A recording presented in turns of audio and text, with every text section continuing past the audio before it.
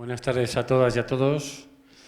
Vamos a empezar esta sesión postvacacional del Teatro de la Universidad del Barrio, del Teatro del Barrio. En esta ocasión tuvimos que hacer un pequeño cambio en el calendario. Esta sesión se iba a hacer cerca del 23F, pero hubo una pequeña emergencia, por lo cual ha tenido que ser retrasada ahora, pero sigue siendo un tema que está permanentemente de actualidad, que forma parte, yo creo, de la esencia de nuestra sociedad, que es el miedo como un elemento que genera un determinado orden, que por desgracia ha tenido un aprendizaje muy duro para mucha gente en este país, y por eso, bueno, pues a mi izquierda están María García y Lucio García, que no tienen nada que ver familiarmente el uno con el otro, pero tienen...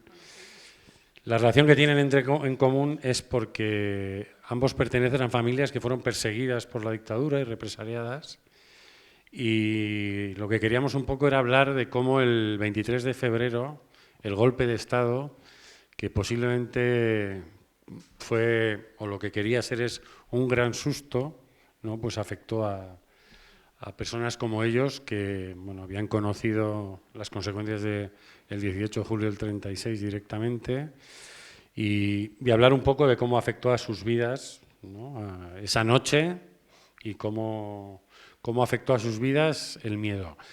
Y a mi derecha está Juan Antonio Palacios, es un psiquiatra que va a hablar del miedo desde un punto de vista más técnico y político a la vez, ¿no? De cómo nos comportamos o cómo se comporta el miedo, cómo se comporta con nosotros y cómo nos comportamos nosotros con él.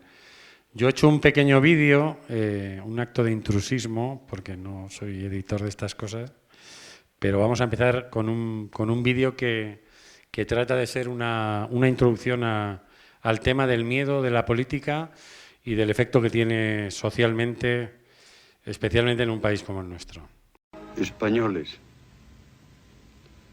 Franco ha muerto.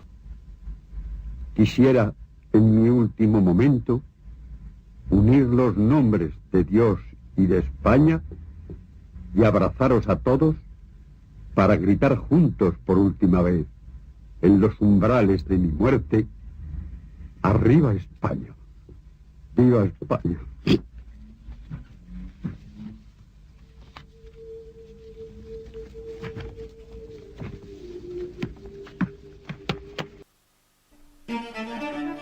Los que trabajan tienen miedo de perder el trabajo, y los que no trabajan tienen miedo de no encontrar nunca trabajo. Quien no tiene miedo al hambre, tiene miedo a la comida. Los automovilistas tienen miedo a caminar, y los peatones tienen miedo de ser atropellados. La democracia tiene miedo de recordar, y el lenguaje tiene miedo de decir. Los civiles tienen miedo a los militares tienen miedo a la falta de armas, las armas tienen miedo a la falta de guerras. Es el tiempo del miedo. Miedo de la mujer a la violencia del hombre, y miedo del hombre a la mujer sin miedo. Miedo a los ladrones y miedo a la policía. Miedo a la puerta sin cerradura, al tiempo sin relojes, al niño sin televisión. Miedo a la noche sin pastillas para dormir y a la mañana sin pastillas para despertar. Miedo a la soledad y miedo a la multitud, miedo a lo que fue, miedo a lo que será, miedo de morir, miedo de vivir. Tiempo de miedo.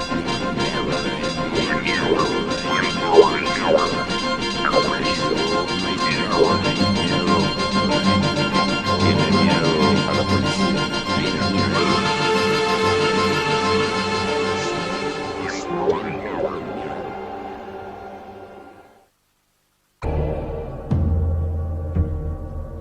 corría el año 1964 y el dragón del comunismo internacional abría sus 7 fauces para comerse a Chile. La publicidad, sobre todo la publicidad en la televisión, bombardeaba a los chilenos mostrando imágenes de iglesias quemadas, de tanques rusos, de guerrilleros barbudos que secuestraban a los niños y se los llevaban lejos. Y hubo elecciones y el miedo venció.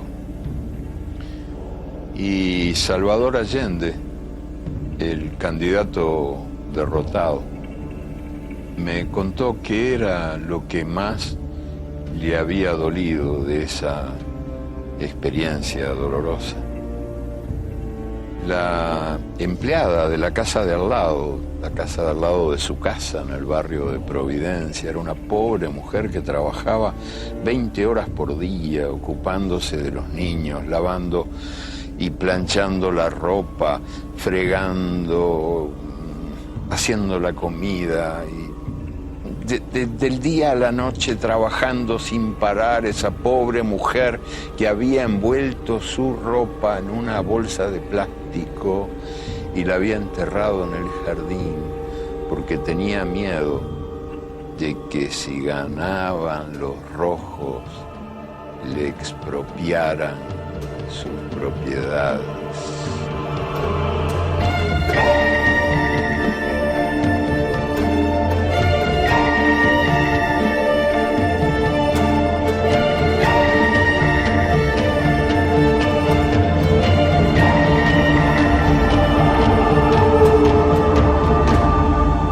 Se debe a una de las fuerzas más importantes que motivan al hombre, que es el miedo. Se debe al miedo.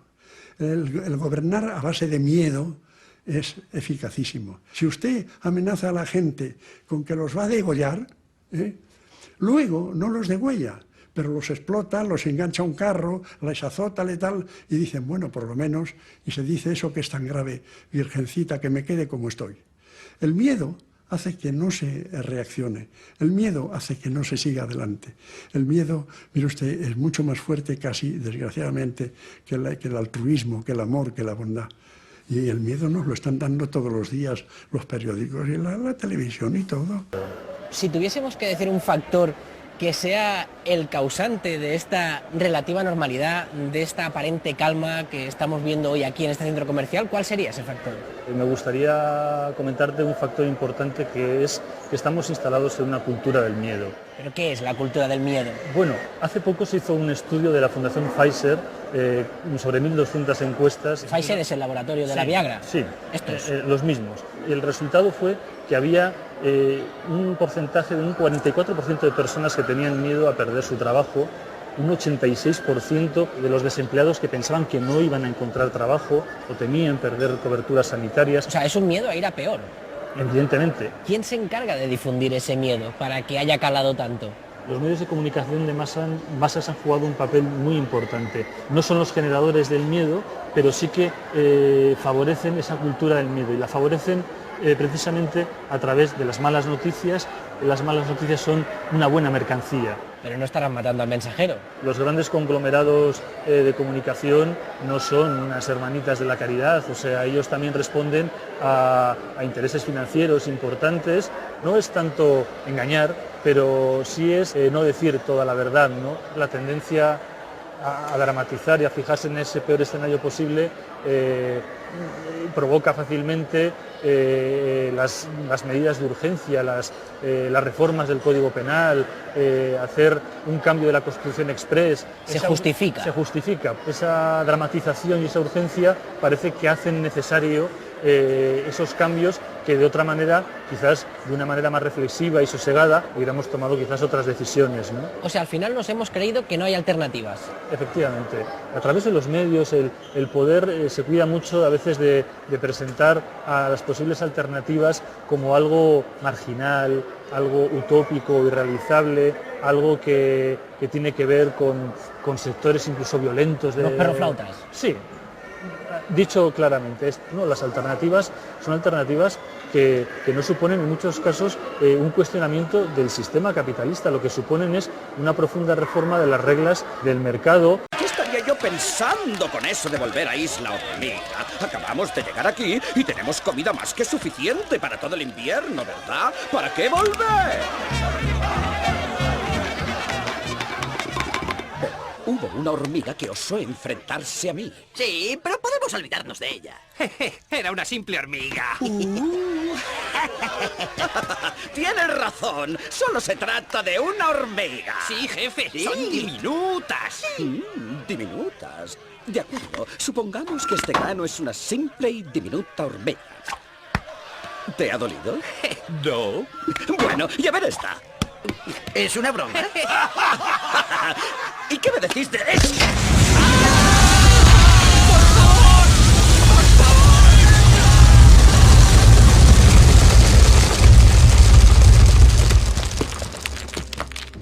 Si dejamos que una hormiga se enfrente a nosotros, todas podrían hacer lo mismo. Esas hormigas, aunque sean unas canijas, nos superan en 100 contra 1.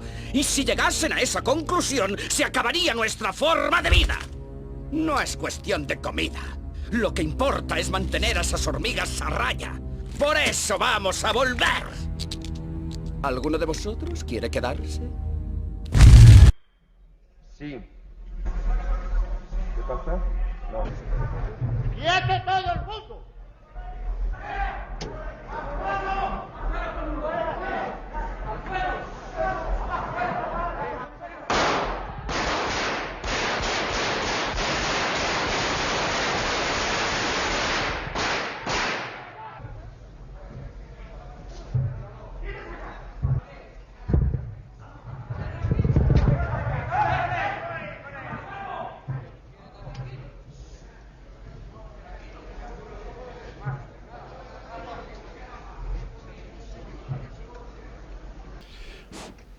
Bueno, estas imágenes las he puesto detrás de lo de las hormigas, porque ese vamos a volver realmente es toda una declaración que quizá tiene bastante que ver con lo que ocurrió ese 23 de febrero de 1981. Mientras Juan prepara su PowerPoint, ¿no?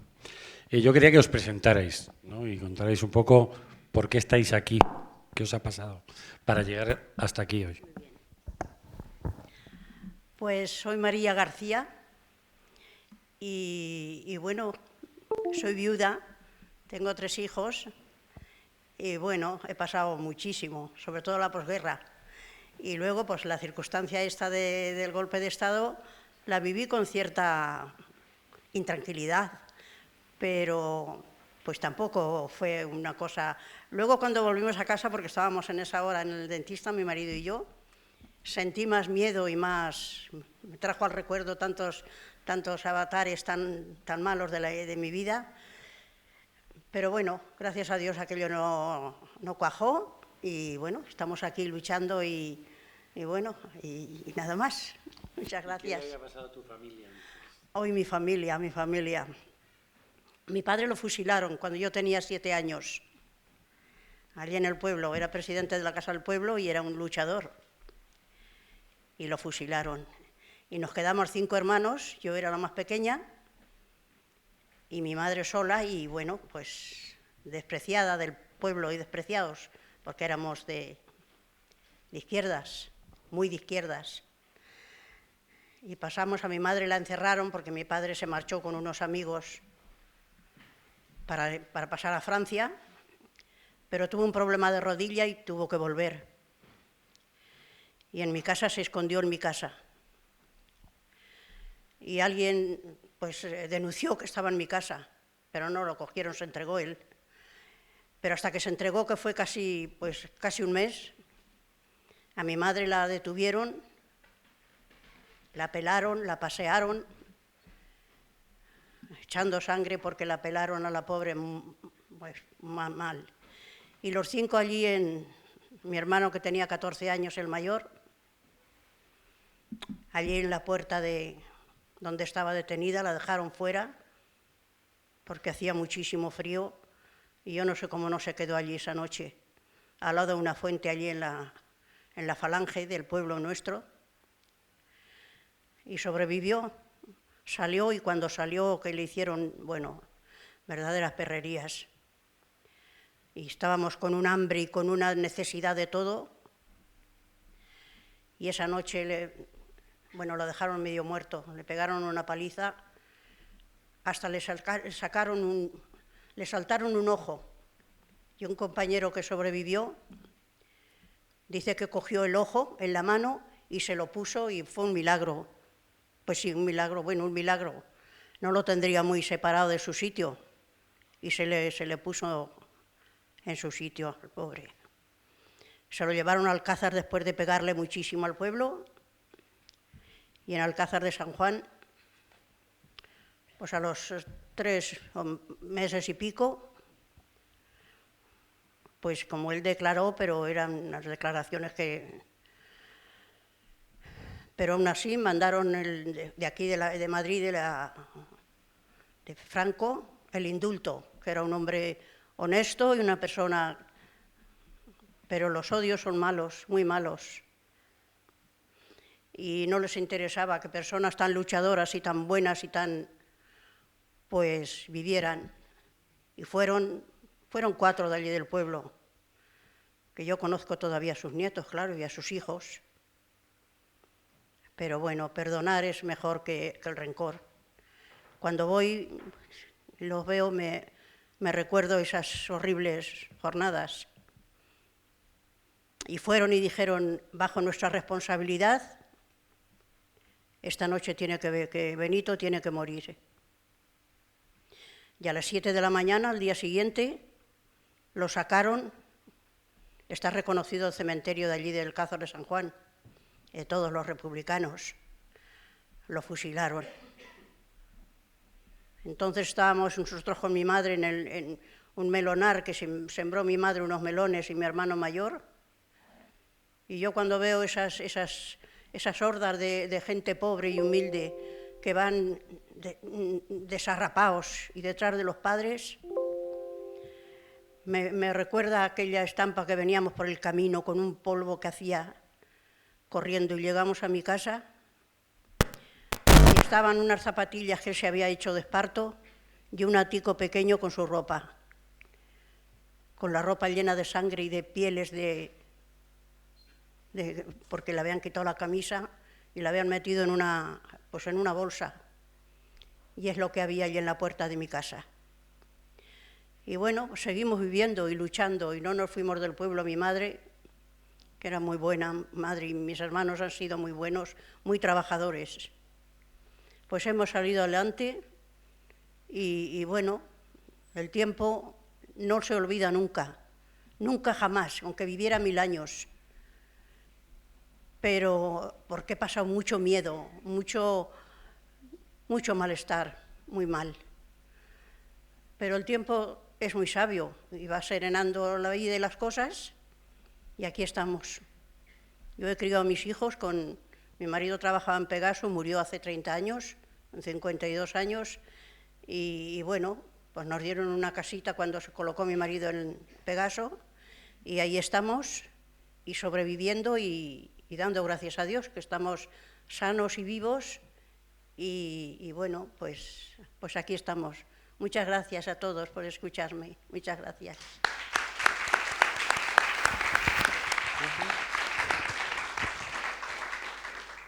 Yo me llamo Lucio García Tornero y recuerdo la noche del golpe. Recuerdo la noche del golpe que pasé mucho miedo. Tanto es así que a los primeros disparos salí corriendo. Cuando oí los disparos, digo, ya están matando gente. Y me escondí, me fui a esconder a casa de mi suegro. No fui a casa hasta esa noche. Y dio la casualidad que no estaba mi madre, que había sufrido mucho en la guerra, y no estaba conmigo esa noche. Pero me cuenta mi hermana que dijo, ya estamos otra vez, ¿qué va a pasar? Y es que le había pasado mucho a ella. Le había pasado tanto que habían matado a su madre, a 2 hermanos, a una hermana, digo, a dos hermanas y un hermano y el marido de una de sus hermanas. O sea que de su casa habían salido 4 a ser fusilados. Y uno más, el cuñado, 5. Y siempre, no lo olvido nunca. Y ella fue también represaliada. Ella se salvó porque se refugió en Madrid. Se refugió en Madrid en una huida desde Toledo, que andando, cuando entraron los moros que venían de Badajoz, entraron por ahí, por Navalmoral de la Mata, y por Toledo, por la... ¿Cómo se llama este pueblo? Bueno, sí. Desde Navalmoral se fueron a Talavera, y ella estaba en Oropesa de Toledo, y tuvieron que salir corriendo toda la familia, y anduvieron lo menos 80 kilómetros. Porque fueron a montar en el tren en Talavera, y había francotiradores ya, no se podía estar allí. Todo esto iba con su suegro, que tenía 72 años, andando, como los que vemos refugiados ahora. Se refugió en Madrid, pero al terminar la guerra, al día siguiente de liberar Madrid, la detuvieron y pasó 3 años en la cárcel de Ventas. Allí tuvo por compañeras a las 13 Rosas, y no lo olvido nunca. No lo olvido nunca, y lo que tuvo bueno es que no lo contaba, porque yo conozco familiares de fusilados que nunca han contado a sus hijos nada. Ella me lo contaba todo, me contó todo lo que le pasó. Me contó que una de sus hermanas estaba embarazada, que dejaba una niña de 18 meses, que fue el que mataron también al marido, o sea que las quedaron huérfanas aquello. Fue muy cruel aquello, y por eso cuando lo vi, digo, otro golpe y otras cosas, otras historias parecidas. Luego, no sé, la mañana siguiente ya no había pasado nada, me serené un poco, pero esa noche fue terrible. Bueno,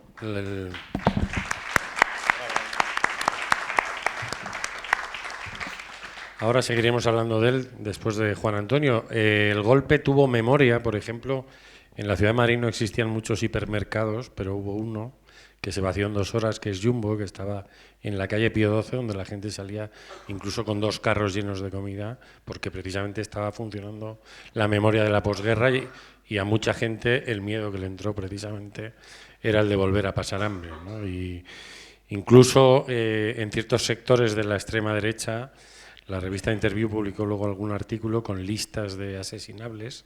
Quiero decir que mientras unos lo vivían con ese pavor a que volviera a repetirse, los que no guardaron su ira, pues incluso el hombre, en el caso de mi familia, el hombre que de alguna manera dictó el asesinato de uno de mis abuelos, ese día, teniendo 70 y muchos años, se puso el traje de falange en Astorga y se presentó al cuartel de la Guardia Civil a ver si podía ayudar en algo, ¿no?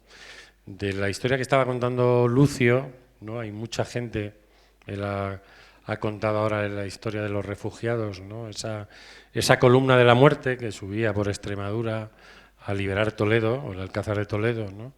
Y que venía haciendo atrocidades, pues ahora se está investigando. No se saben los miles de personas desplazadas que llegaron a Madrid huyendo de los relatos que iban contando gente que salía corriendo con sus 4 pertenencias, ¿no?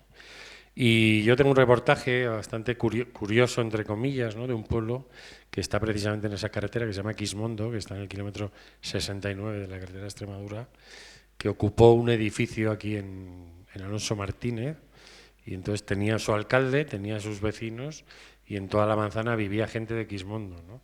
Y bueno, pues era gente refugiada exactamente como la que podemos ver hoy.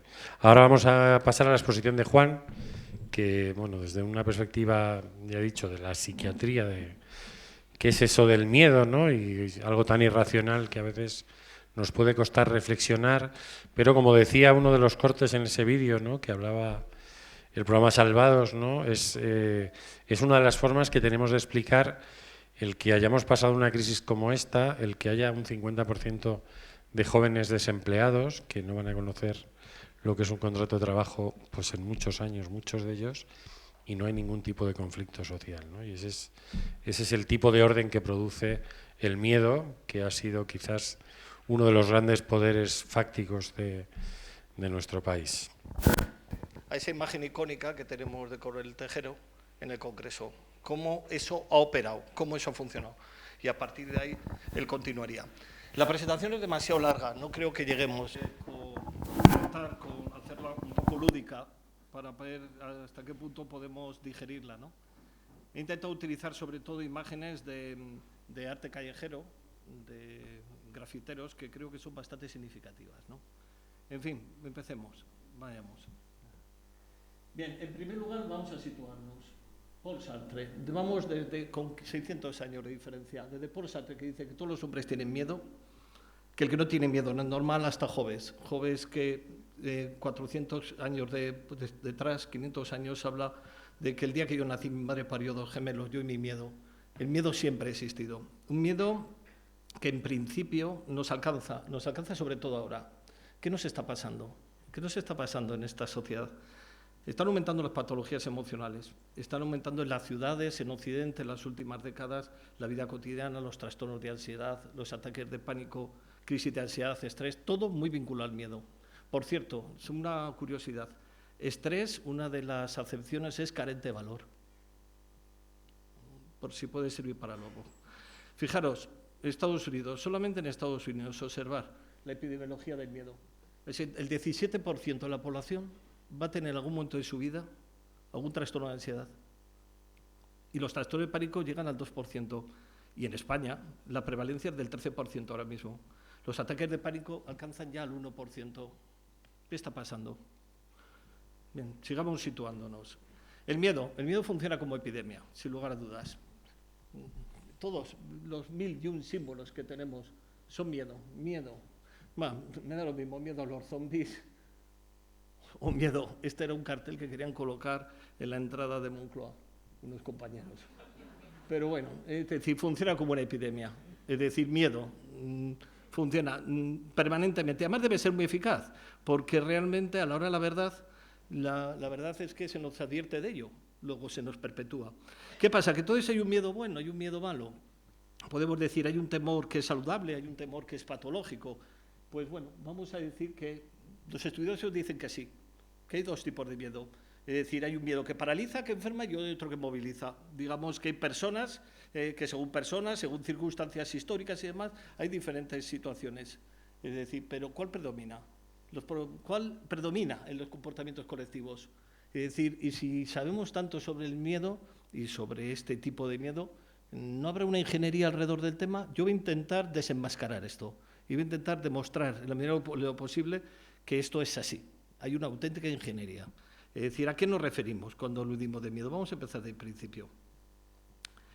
El miedo, cuando yo lo he buscado y lo he intentado revisar, pues la verdad es que no tiene una respuesta inmediata. Es muy difícil y hemos visto que una cosa es el miedo individual y otra cosa es el miedo colectivo, por lo cual extrapolar de uno a otro no funciona. Vamos a ir por partes. El miedo individual hay muchas respuestas, la verdad es que no hay una definición muy clara. Y la verdad es que depende de orígenes, de reacciones, de diferentes cosas. Al final siempre es el mismo esquema. Peligro, yo tengo un temor, busco la defensa y tengo la necesidad de sobrevivir a ello, en esa protección, en ese amparo. Que es lo mismo que decir, estoy inseguro, tengo miedo y necesito defenderme, Y esta defensa puede ser eficaz, pero también tiene efectos secundarios, luego veremos, ¿no? En este sentido, vamos a ver qué pasa en el individuo. En el individuo, el miedo no es muy diferente al miedo que tienen los animales. Somos animales. La respuesta emocional es la misma. Somos básicamente eso. Es una respuesta, la verdad, que prerreflexiva ante un peligro, casi de neuronas motoras, de neuronas espejo, es decir, directamente reaccionamos ante él. Es decir, nuestras madres decían que era pensar con los pies, ¿no? Bien, pensamos con los pies, como los animales, exactamente igual. Somos igual. La verdad es que a lo mejor no nos parecemos tanto. No parece que seamos muy diferentes, ¿no? En este sentido, es muy diferente al colectivo. El sentido colectivo, la verdad es que hay que aproximarse de otra manera. Una estampida de una manada es equivalente al de unas multitudes. Bueno, lo que es la autonología y la sociobiología realmente plantean que hay una base prebiológica. Sí, que hay una base, digamos, hay un determinismo. ¿Pero es todo determinismo? No, para nada. Vamos a ver, ocurren más cosas. El asunto es mucho más complejo. El asunto es de una complejidad que hay muchos factores, no solo biológicos, culturales, sino que también hay cosas muy diversas que luego vamos a ir desbrozando para desenmascarar con la ingeniería que nos está manipulando, ¿no? Vamos a ver, a nivel individual, y acabemos con el nivel individual. El miedo a nivel individual es una respuesta a choque. Es una respuesta a choque porque uno tiene la conciencia de que hay un peligro, que le agobia, que es una amenaza, y entonces esa amenaza se sitúa claramente, es decir, se percibe en una zona del cerebro. Esas son las zonas, básicamente, del cerebro que percibe el miedo. Y lo que hace es, básicamente, hacer esto. Utiliza dos vías. Uno tiene una amenaza, va al tálamo, utiliza una vía corta que va a la amígdala y tiene otra vía con la corteza sensorial que va al hipocampo y que a su vez llega a la amígdala. Y todo acaba en el hipotálamo. En el hipotálamo es donde se gestiona todo. Y veremos que en el hipotálamo ocurren cosas. Por eso, si nosotros sabemos actuar sobre el hipotálamo, podemos manipular a las personas. Vamos a ver cómo funciona esto. El temor. ¿El temor qué es, a diferencia del miedo? Es diferente, veremos, a ver, hay una cierta diferencia. Es una descarga de adrenalina. La adrenalina es la neurohormona del miedo, a diferencia de la angustia, que es la noradrenalina, que es la neurohormona de la tensión. Es diferente el miedo que la angustia, ahora veremos. Y ahí es donde nos confundimos, donde el lenguaje nos está jugando malas pasadas, nos están engañando. Hay todas unas vías cerebrales, aquí las tenéis, de vía adrenalina, donde se da toda la neurotransmisión de la adrenalina. Si nosotros manipulamos estas zonas, controlamos la situación. En definitiva, va muy asociado a miedo y angustia, pero realmente no es lo mismo técnicamente. Pero bueno, de momento lo vamos a mantener nosotros así. En definitiva, buscamos autoconservarnos y tenemos un mecanismo de defensa activa, que es la adrenalina, y un mecanismo de defensa pasiva, que es la noradrenalina. Y esto tiene más consecuencias, tiene consecuencias en todo el organismo, a nivel de lo que es liberación de corticotropina, de glucocorticoides, que actúan a nivel cardiovascular, a nivel metabólico. Bueno, esto es todo un festival. Es decir, el miedo y la angustia pone en marcha todo un desarrollo hormonal brutal en el individuo. Pero en definitiva, a lo que yo busco es este esquema, que nos quedemos con ello. Una cosa es el miedo y otra cosa la angustia. El miedo es lo esperado. Es decir, vamos a una película de miedo, tenemos terror, nos espantamos, tenemos pavor, pero sabemos que está ahí. Sabemos que hay algo que está ahí, que nos da miedo. Lo peor es cuando no sabemos cuándo va a venir. Lo peor es cuando hay inquietud, cuando no se sabe, cuando es algo desconocido. Esto llega a ser terrible. Aunque el miedo parece que actúa de forma más intensa, la angustia hacia lo desconocido puede ser tan terrible que uno desee que ocurra lo que ocurra, es decir, pase lo que pase, que se supere esa situación de lo desconocido. Es decir, es diferente una situación que otra. Y esto es lo que se está utilizando a nivel político, a nivel cultural. Digamos que es una respuesta muy pesada, la angustia. Es decir, no es lo mismo que miedo, y esto lo han estudiado Tilly, Bauman, demás, otros, no vamos a entrar por ir más deprisa. El problema mayor de todo esto es cuando se proyecta a nivel colectivo. ¿Esto funciona igual a nivel colectivo? No. Ya veréis que a nivel colectivo operan otras cosas que influyen en esto. Una cosa es el individuo que reacciona, es decir, frente al miedo, que reacciona frente a la angustia, pero cuando se colectiviza con otros, las cosas funcionan de otra manera. Hay mucha tradición de estudios sobre esto, pero estudios que la verdad es que han servido de bastante poco para lo que está pasando ahora, o por lo menos han servido de forma limitada. Vamos desde David Le Bon hasta Freud, pasando por Mejía, pasando por Ortega y Gasset. Útiles sí, pero ¿es suficiente para nuestro propósito? No, para nada. Es decir, es bastante más complejo.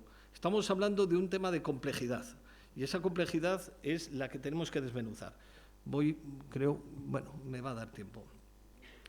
Bien, Digamos que está claro que tenemos un sustrato irracional, fuera de la razón, y percibimos diferentes niveles de miedo. Y esta percepción de diferentes niveles de miedo hace que entonces sea eficaz la intimidación. Y a nivel social busquemos un refugio. Es a nivel social donde encontramos que el miedo se mitiga. Pero ojo, el miedo no solamente se mitiga, sino que puede crear otras cosas a nivel colectivo.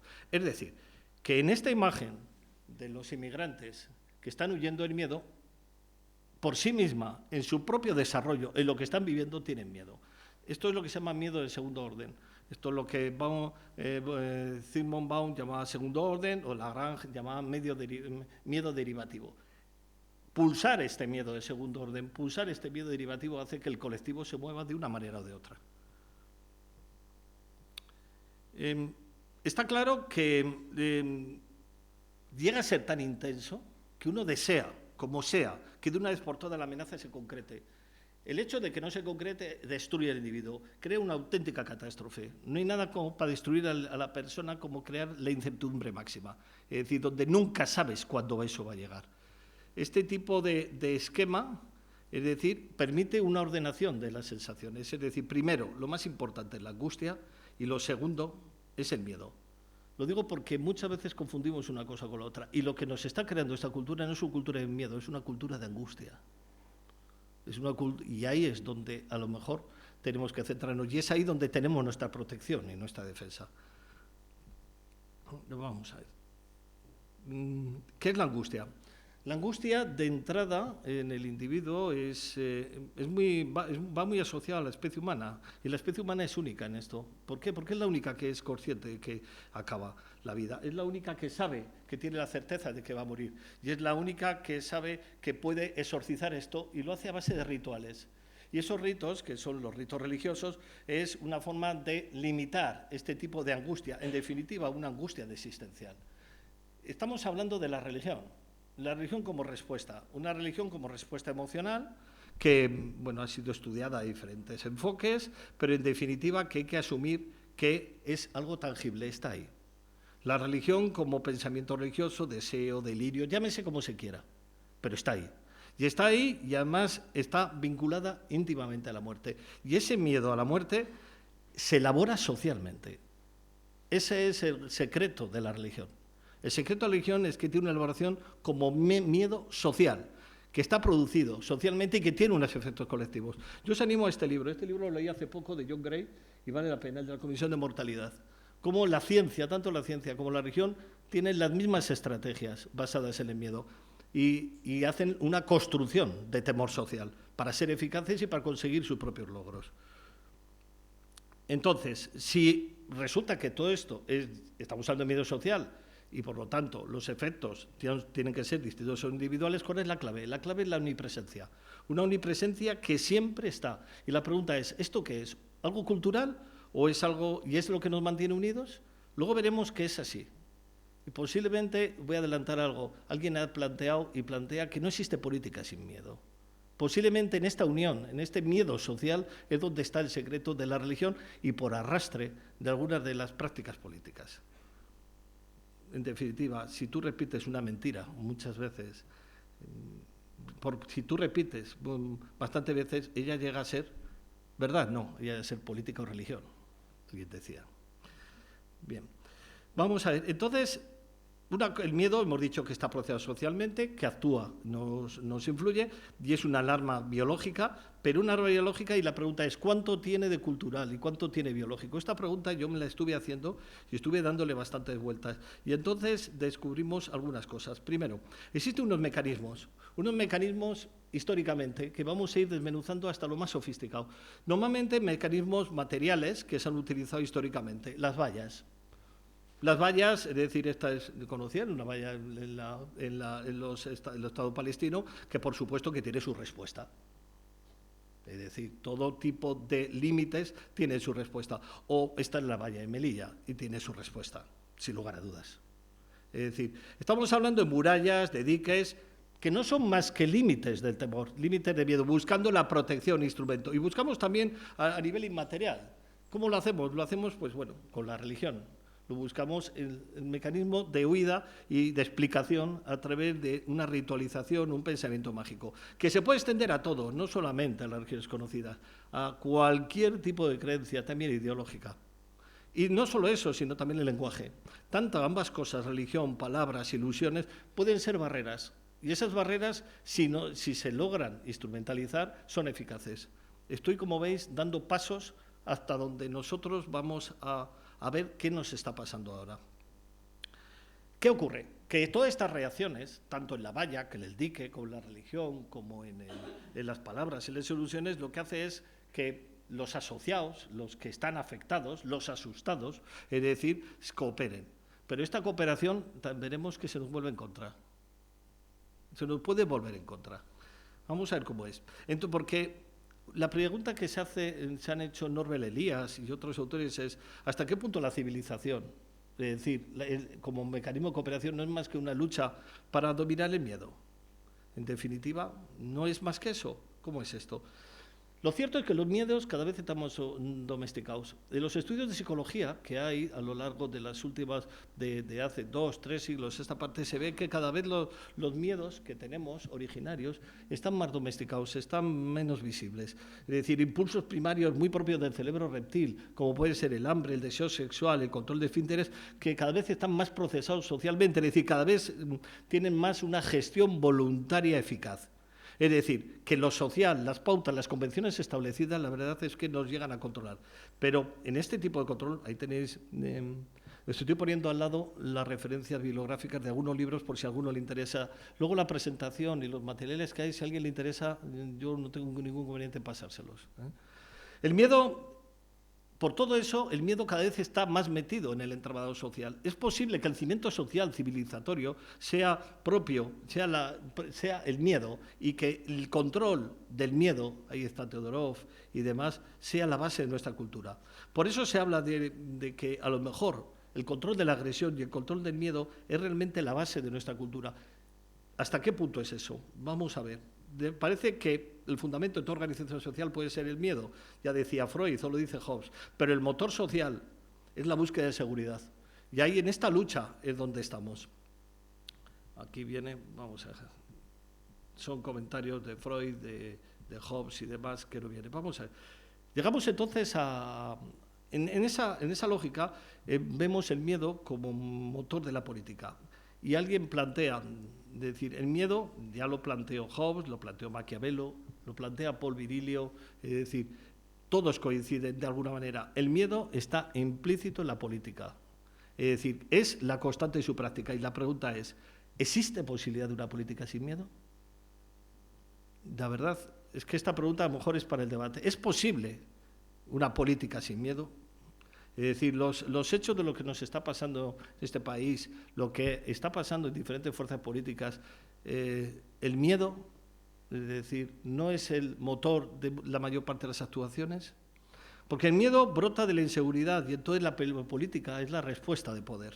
Entonces aparecen conquistas de seguridad. Esa conquista de seguridad es lo que llamamos seguridad social, que no es más que una respuesta del poder desde el punto de vista político, buscando esa protección de la ciudadanía, de los que se supone que tiene que proteger.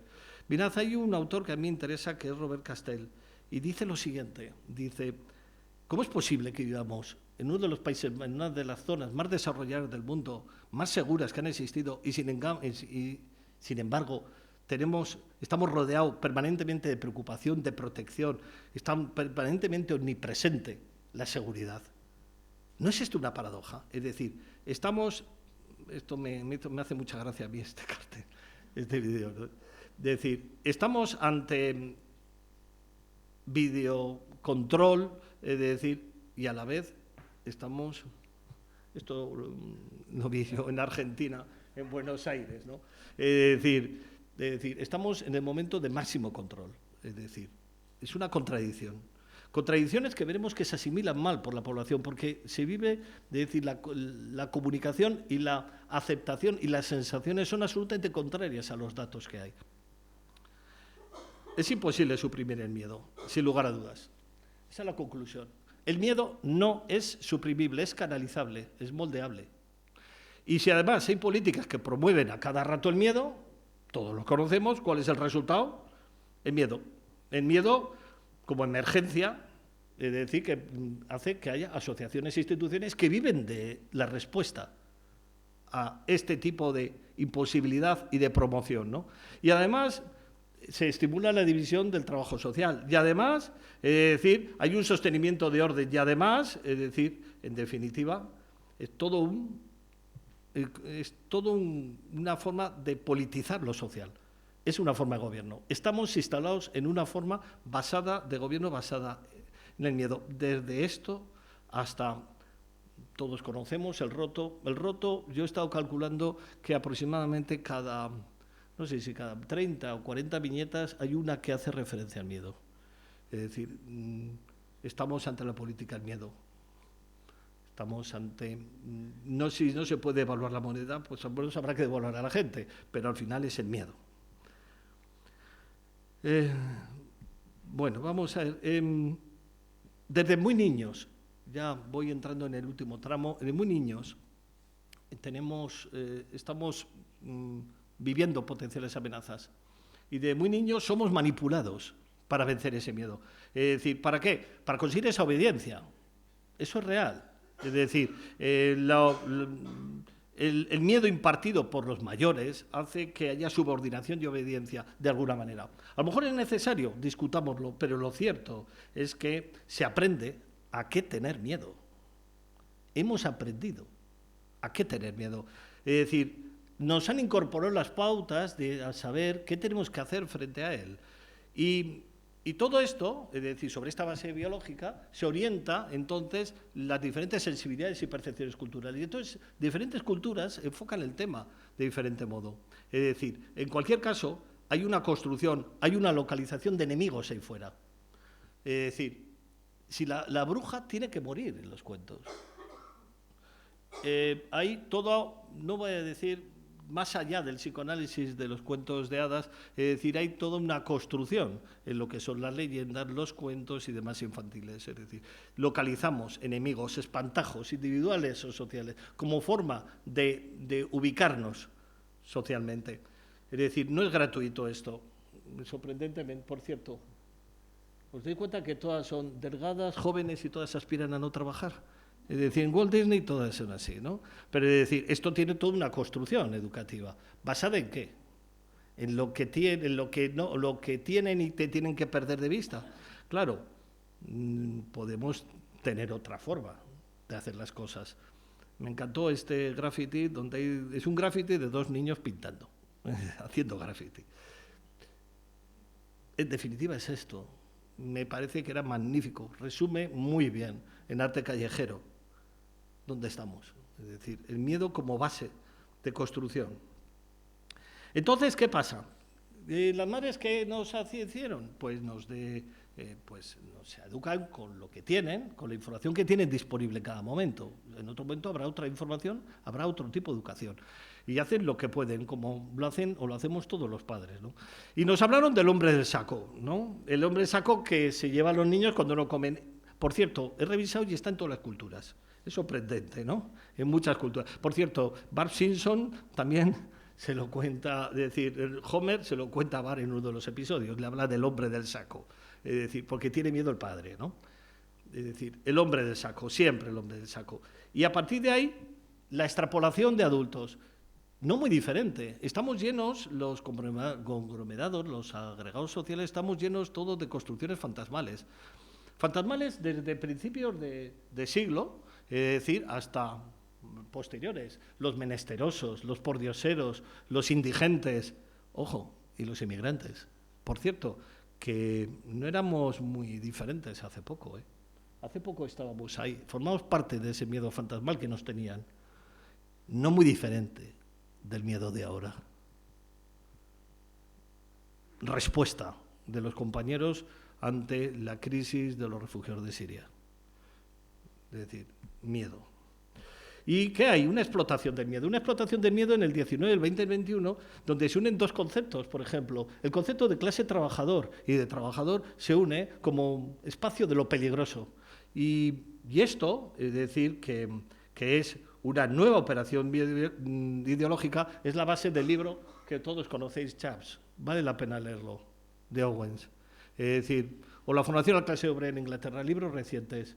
Es decir, cómo se ha construido el tinglao para unir estos dos conceptos y haya una auténtica operación ideológica de desnaturalización.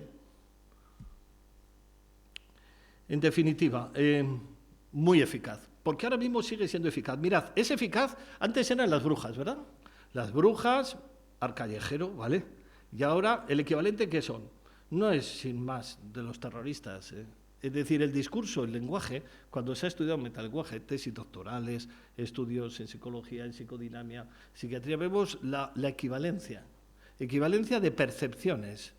Equivalencia de percepciones que se dan también entre lo que eran la gente más desposeída, miserable, es decir, indigente, que estaba en la calle, es decir, de cualquier tipo, a lo que es la percepción de lo que es ser un desempleado hoy en día. Es decir, o la misma eficacia que tenía la Inquisición, es decir, y ahora, pues todos estos grupos, poderes basados en el intento de lograr la paz y que al final consiguen más de lo mismo, no muy diferente. Es decir, estamos ante una exploración política del miedo. No voy a entrar aquí porque así vamos más deprisa. Y entonces, ¿dónde se ve mejor esto? Esto se ve mejor en la guerra. Los mejores estudios que hay sobre el miedo, donde está la experimentación del miedo, que luego se extrapola hacia nosotros, es la guerra. No vamos a entrar. Guerra que ya no lo decía, ya nos lo contó Goya, pero que hemos vivido nosotros en nuestro metro, en los años 30. No muy lejos, Vietnam, no muy lejos, lo que está pasando en Siria. Auténticos espacios de control, de explotación. Las revistas de estudios transculturales y psiquiatría están inundadas ahora mismo de estudios de explotación, de investigación basados en el miedo, basados en estos conflictos.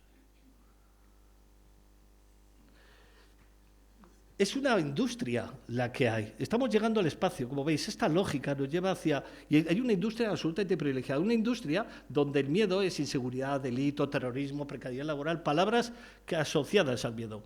Según buscas en Google, en Big Data, se hace una explotación, se ve que estas 5 palabras aparecen asociadas a miedo en una correlación altamente positiva. Miedo, inseguridad, delito, terrorismo, inestabilidad, precariedad laboral. Este es el conjuro. Resultado, angustia. Angustia a la población. ¿Y de quién? De los sectores más vulnerables.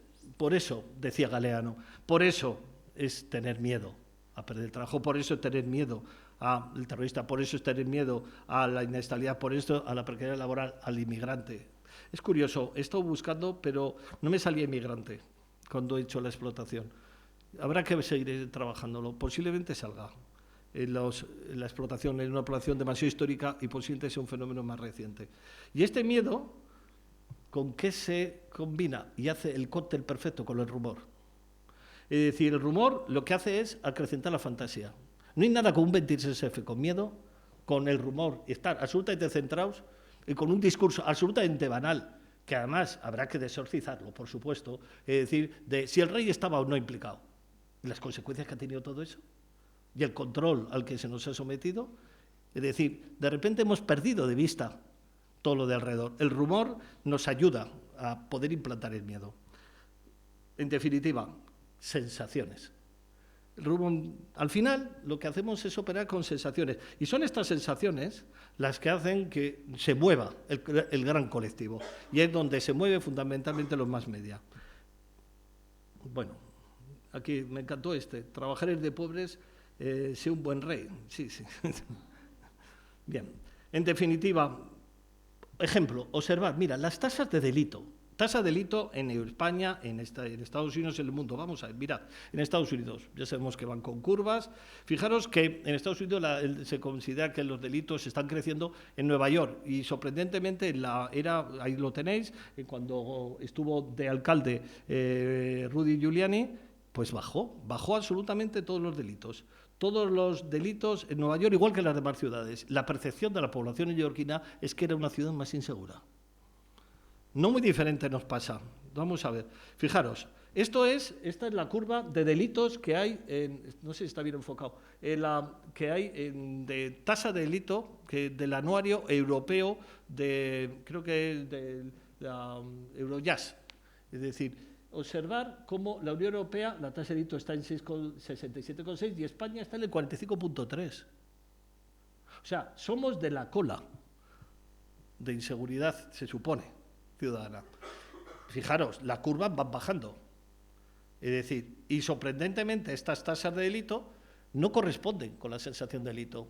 La sensación de delito en España es esta, es la curva naranja que tenéis ahí detrás. Es decir, cómo la seguridad ciudadana va exactamente igual, más o menos se va moviendo comparado con otro tipo de problemas que para la población son más importantes. Es decir, por los problemas económicos, la propia inmigración, como veis, va subiendo, los problemas de terrorismo, los problemas de drogas, es decir, la seguridad no.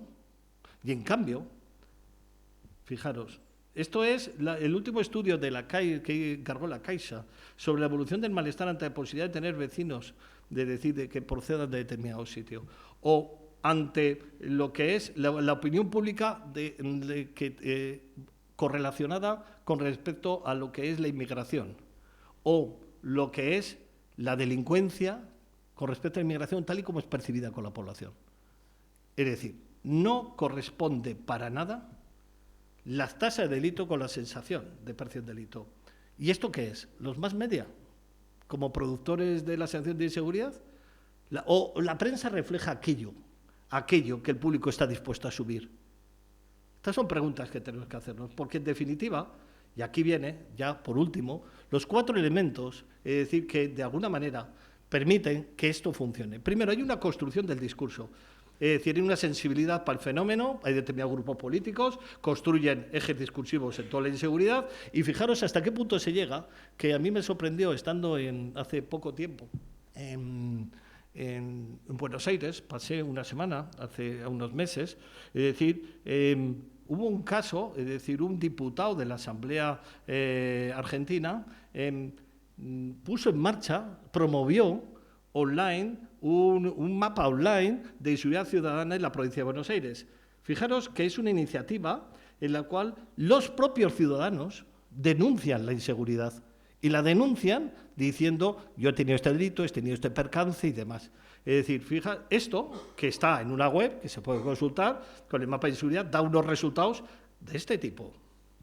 Todo esto está apoyado especialmente por Google. Bueno, a mí me resultó sorprendente. Es decir, un mapa de inseguridad que involucra a la población en la producción de la sensación de inseguridad. Y además construye la argumentación política sin ningún tipo de rigor. Es decir, no tiene ningún rigor metodológico esto, y en cambio es creíble. Claro, reflexionando, ¿qué es esto? Invitar a los asustados a que fundamenten su miedo. Usted se retroalimenta, le estoy dando una herramienta que ya me lo deja todo en un espacio donde yo puedo seguir actuando. En definitiva, la base de un Estado policial donde uno se ve atrapado en la ilusión esta autorratificada que es prácticamente previsible. Es decir, en definitiva, ¿por qué no endurecemos las reglas penales a partir de eso? Por el mismo juego de sensaciones. ¿Por qué no pedimos la pena de muerte? Ya hemos tenido un ministro que se estaba acercando. ¿Por qué no criminalizamos determinados cuestionamientos de protesta? Nos está pasando. ¿Por qué no empezamos con la línea de sospechas por ser diferencia? Pues vamos a ver cómo se hace la selección de los inmigrantes en la frontera. Vamos, es decir, ¿estamos en qué? Estamos, en definitiva, en un Estado policial gestionado y que podemos estar legitimando. Yo creo que iniciativas como esta, que por cierto en nuestro país se están intentando poner en marcha, habría que empezar a cuestionarlas, porque no podemos permitir que la propia población legitime un asunto que pertenece a otro orden. Un Estado policial, fijaros, hay un estudio, esto es un clásico, de Lloyd Backwell, que habla del endurecimiento de la represión de delito en Nueva York. Es decir, habló del famoso programa Tolerancia Cero que tuvieron en Nueva York. Bueno, pues el famoso programa Tolerancia Cero en Nueva York ha aumentado desmesuradamente la gente en las cárceles, la población carcelaria, fundamentalmente gente pobre. No ha disminuido la tasa de delitos. La tasa de delitos que estaba cayendo ha crecido incluso levemente. Mientras que estados como California, que la política radicalmente distinto, sin endurecimiento de la represión, han conseguido los efectos contrarios.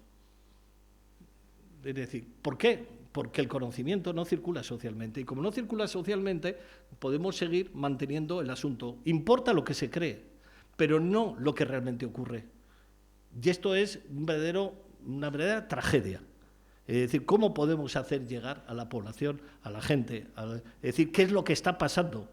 Y que no sea solo una cuestión de sensaciones. Y esto permite, tercera cosa, es decir, permite la construcción de una agenda pública de resultados inmediatos. Claro, es decir, tú llegas, creas expectativas de imposible cumplimiento y debilitas, que no es más que un debilitamiento de un sistema estatal, y lo que haces es incumplir el asunto. Y lo sabes ya de antemano. Sabes de antemano que vas a incumplir. ¿Esto qué conlleva? Pues bueno, una mayor presión, la necesidad de incorporar al discurso político cada vez soluciones más ficticias, cada vez soluciones más radicales, más, digamos, basadas en las sensaciones. Un discurso que lleva al abandono de todo escrúpulo en la competencia política. ¿Qué ocurre? Que estamos llenos de gente sin escrúpulos, inescrupulosos podemos llamarlos. ¿Qué pasa con que hay una deslegitimación de Estado? Esta deslegitimación de Estado nos lleva a buscar alternativas de solución. Y vienen los paracaidistas, estos iluminados, de estas que tanto individuos como agencias privadas que mercantilizan el miedo, dando sensación de seguridad. No se preocupe, yo le voy a solucionar esto. No, si no hay problema, yo voy a hacer el escrito para dar una solución rápida al problema, a la pregunta parlamentaria que ha habido. O lo que sea, es decir, nunca se especifican las fuentes reales de los temores, pero eso sí, ellos permanecen. Y en este juego empieza la mercancía, porque el miedo vende, y el miedo vende, y la irracionalidad en la que se fundamenta anula cualquier posibilidad racional. Es decir, no es posible un discurso racional a partir de ese instante. Es decir, y entonces aparecen las 1001 posibilidades comerciales. Es decir, puertas blindadas, vigilancia privada. Se han hecho estudios que intentan ver en qué medida se puede justificar esto. Solo se puede justificar en base a una construcción de sensación. No hay datos, no hay hechos que justifiquen todo este tinglao mercantil. Sistema de alarma, telefonía, por cierto, la nueva campaña de telefonía celular para nuestros niños, para tenerlos localizados. Urbanizaciones cerradas, la nueva línea de automóviles blindados, bueno, o los edificios inteligentes. ¿Inteligentes para qué? ¿A quién? En definitiva, soluciones que suelen ser, y que además son fuentes de inseguridad, porque lo único que hacen es, cuanto más circulan armas, cuanto más se contrata agencias, se sabe, es decir, de población en las que hay una correlación directa entre las agencias de personal de seguridad con el mayor número de delitos. Esto está más que documentado. Y seguimos alimentando esto. Y al final, la irradiación. ¿Cómo se irradian los temores sociales? Pues de dos maneras, fundamentalmente. Con la difusión de imágenes abigarradas que dificultan la reflexión. ¿Por qué? Porque mirad, la imagen, a diferencia del texto, a diferencia de lo que yo estoy haciendo, que es soltar aquí el rollo, es decir, la imagen estimula directamente el centro nervioso. Eso lo sabe bien Emilio, nos coloca el vídeo antes. Nos estimula directamente el centro nervioso y eso antecede a la reflexión. Y a la vez, la imagen construye una potente semántica que si va acompañada con un mínimo discurso organizado, es decir, lo que hace es anula el pensamiento crítico y construye certezas que van más allá de las evidencias. Sí, usted me dirá lo que sea, pero esto me da a mí la sensación que... Esto es todo un negocio, es toda una inversión. Todo inversión. Y entonces nos llegamos al 23F, y el 23 de febrero del año 81, a las 8:30, el coronel Tejero entra en el Congreso de los Diputados y tiene esta imagen que es icónica, que es el resumen del 23F, que es donde Emilio ha parado. Esta imagen icónica, es decir, se puede analizar, y esto me ha pedido Emilio, y no me da tiempo porque tengo que acabar, me va a matar ya. Entonces, esta imagen icónica se puede analizar de muchos lados. He intentado revisar y he contactado con grupos que han hecho tesis doctorales y que han dirigido investigaciones al respecto, y es sorprendente lo que me he podido encontrar. Fijaros, Como toda, hay un método que he cogido, como puede ser otro, que es el de Pinilla, que plantea que se puede analizar desde los medios, desde el proceso, del sujeto y el instante. Es decir, solamente voy a apuntar, es decir, porque analizado desde cualquier lado, lo que atraviesa esta imagen es el miedo. Y un miedo, además, que no solo paraliza, sino que oculta y tapa lo que viene después. Es decir, fijaros que toda imagen, igual que esta, se puede analizar, desde, por ejemplo, voy a poner para entenderlo. Imaginaros que esto es una habitación, es decir, y hay 4 ventanas. En cada uno de los lugares, de las esquinas, hay cajas de colores. En medio hay un objeto, una mesa. Es decir, la imagen de 23F. Según donde analices del lado, tú ves diferentes ángulos. Ves desde el lado de la derecha, ves la imagen, pero con el rojo y el lila.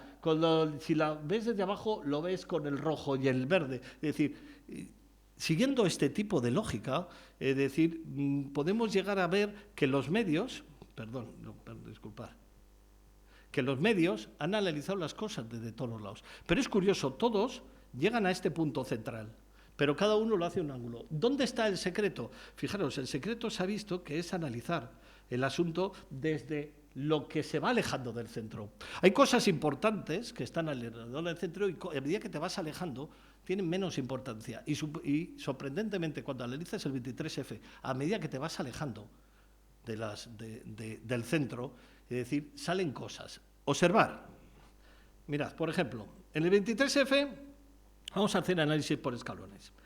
Había unos temas que son de centro, destacados. Cuando se ha hecho un análisis de toda la literatura que hay, de todos los periódicos, de toda la prensa escrita que se editó durante ese año, durante ese mes, era sorprendente. Durante el primer mes. Y todos incurren en cuestiones, es decir, algunas de ellas falaces, o muchos de ellos falaces. Por ejemplo, a primeras de la noche, bastantes periódicos se apresuran a afirmar que el golpe ha fracasado. Pero si estaban negociándolo todavía. Y cuando la crisis acaba, en todos empiezan a converger en el mismo discurso. La figura del rey como salvador, la actitud del ejército que mayoritariamente apoyó la postura a favor de una constitución, y las portadas son de 3, son fundamentalmente la unidad de demócratas, la masiva manifestación del 27 de febrero en las calles de Madrid y la unidad de todos los partidos en un sistema de libertades. Bueno, vale, bien, todos coincidimos. ¿Y qué ocurre cuando vamos por escalones? Es decir, ¿cuál es el resultado de todo esto analizado? Sensaciones. ¿Cuál es la sensación? Que un grupo de sediciosos, en un momento que en ningún momento tenía ninguna oportunidad, se le fue la pinza y atacó el Congreso. Y segundo, que la democracia ha demostrado un excelente estado de salud por las masivas muestras de apoyo. Y además existe una inquebrantable unidad de todos los partidos del arco político. Esa es la sensación. La sensación de entrevistas, de grupos de discusión que se hicieron durante el siguiente año. Todo el mundo parece que está de acuerdo. Pero en cambio, todo esto... ¿Es todo o no? Si lo analizamos desde el punto de vista de los escalones, veréis que hay muchas cosas. Por ejemplo, cosas que hemos podido descubrir. Existen críticas al rey ya, el día siguiente, la siguiente semana. Es decir, criticando el carácter mesiánico de un pueblo que ha confiado la solución de la crisis a un solo hombre. Y esto es mucho más propio sociológicamente de un caudillismo, ¿no?, franquista, ¿no?, que de un civismo democrático. Y esto lo dijo este señor, Paco Umbral. Y está editado, por cierto. ¿Alguno lo conocía? No, ¿verdad? Pues ahí tenemos el texto. Paco Umbral. Es decir, nadie lo cuenta. Y vas leyendo y te das cuenta que hay muchas dudas sobre la fidelidad del ejército. Aparecen todo tipo de informaciones confusas sobre algunas unidades militares y demás, y la verdad es que la conclusión a la que se llega, y que se está empezando a sacar en todas las investigaciones, es que había mucho más apoyo desde dentro de las Fuerzas Armadas de lo que nos contaron. No solo eso, sino que además la confusa actitud de los Estados Unidos. Eso sí, se ha tapado. Es decir, hay textos que podemos ponerlo. O en la información anterior al 23F, ¿sabéis vosotros que además son capaces de fijar la fecha exacta del día? De hecho, se pasó por alto, pero hizo la revista de turismo Speak con el director, que era Lorenzo Herrera García, que por cierto iba a poner ahí la foto de él, es decir, dijo días antes. No es cierto que yo pretenda dar un golpe el lunes 23 por la tarde. Nadie lo ha contado. No, sí, bueno, lo procesaron, tal, se envolvió. Vale, podemos seguir analizando, es decir, ¿qué pasó después? De aquí es donde engancho y dejo a Emilio. ¿Qué pasó? Una involución política que empezó primero en un intento supuestamente, en un intento, parece ser, según todas las interpretaciones, de tranquilizar al ejército y otras fuerzas, pero hubo una regresión del proceso autonómico sin parangón. Una regresión en la llamada LOAPA, es decir, que eran las leyes de defensa de la Constitución propuestas por Calvo Sotelo, una regresión absolutamente de todo el espacio de la libertad de expresión. Es decir, y no solo, ahí, fijaros, textos críticos al tema. ¿Y qué pasó con toda la historia de la... ¿Qué pasó con todo? Emilio, comentábamos, es decir, hay muchas cosas. ¿Qué pasó con los edificios que tenía el ejército y que en ese momento se repartieron entre los trabajadores? ¿Cómo fue esto? Etcétera, etcétera. Podemos hablar. Es decir, nada es gratuito. Es decir, ¿y todo esto en base a qué? A que todo está atravesado por el miedo. Podemos seguir analizando, pero a mí Emilio me va a matar. Solamente deciros, si no tuvieras miedo, ¿qué haríamos? Pues esto es así. Gracias.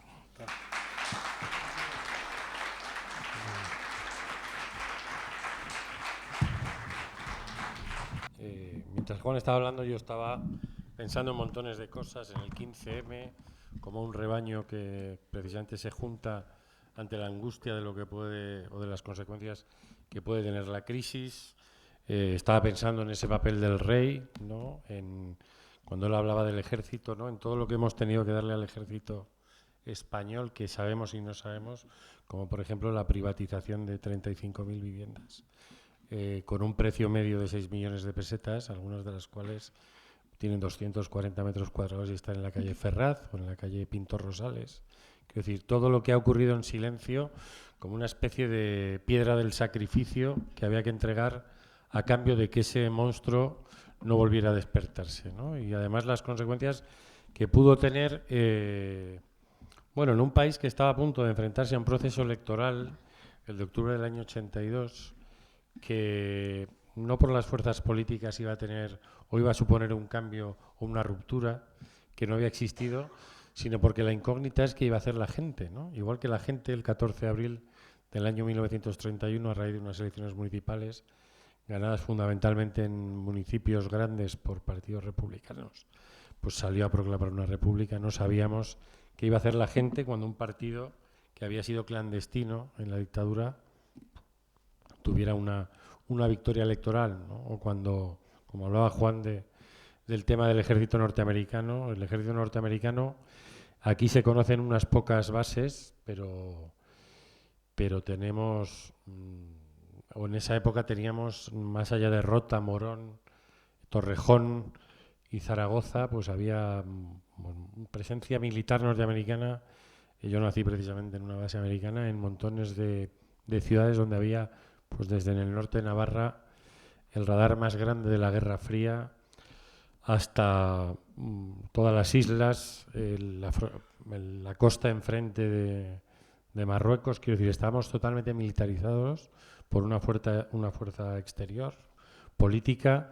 Ocurrió en la Guerra Fría, quiero decir, era un momento en que precisamente no se iba a dejar que un país titubeara, ¿no? Hacia qué lado del muro se desplazaba, ¿no? Y lo digo porque había un orden ya construido en la transición, pero por ejemplo, Calvo Sotelo, que estaba siendo constituido o instituido o investido presidente esa tarde, fue el único presidente de un gobierno que firmó un ingreso en la OTAN, que es algo que normalmente hacen los ministros de Asuntos Exteriores, ¿no? Estamos hablando de que ese golpe estaba ocurriendo en un escenario del cual pues algún día desclasificarán documentos cuando venga Obama a vernos, como ha dicho que va a hacer ahora en la Argentina, pero donde tuvo que haber un papel fundamental en lo que estaba ocurriendo a nuestro alrededor. Tiene mucho que ver con, o es muy similar, ¿no?, al golpe que hubo en agosto del año 91 en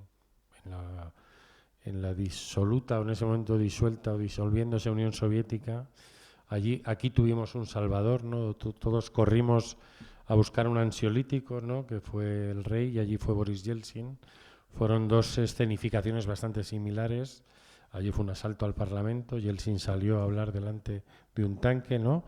Y en un momento dado, todo lo que simboliza esa foto del golpe es una sociedad a la que le están apuntando con una pistola en ese momento, porque nos estaban apuntando a todos, ¿no? Y otra de las cosas que quizás habría que investigar es cómo es posible que en un país con tanto entrenamiento en la censura y en la persecución de opositores políticos, esa cámara se quedaba grabando en el Congreso, ¿no? Cuando es absolutamente fácil, y aquí puede haber dos cámaras profesionales que lo pueden testificar, lo fácil que era desenchufar aquello, ¿no? Que había que ser muy torpe, pero quizá parte del golpe era ser visto, ¿no? Porque si un golpe tan pequeño no nos hubieran puesto la lupa como para verlo, no solo verlo, sino verlo las 500 veces que lo hemos visto, ¿no?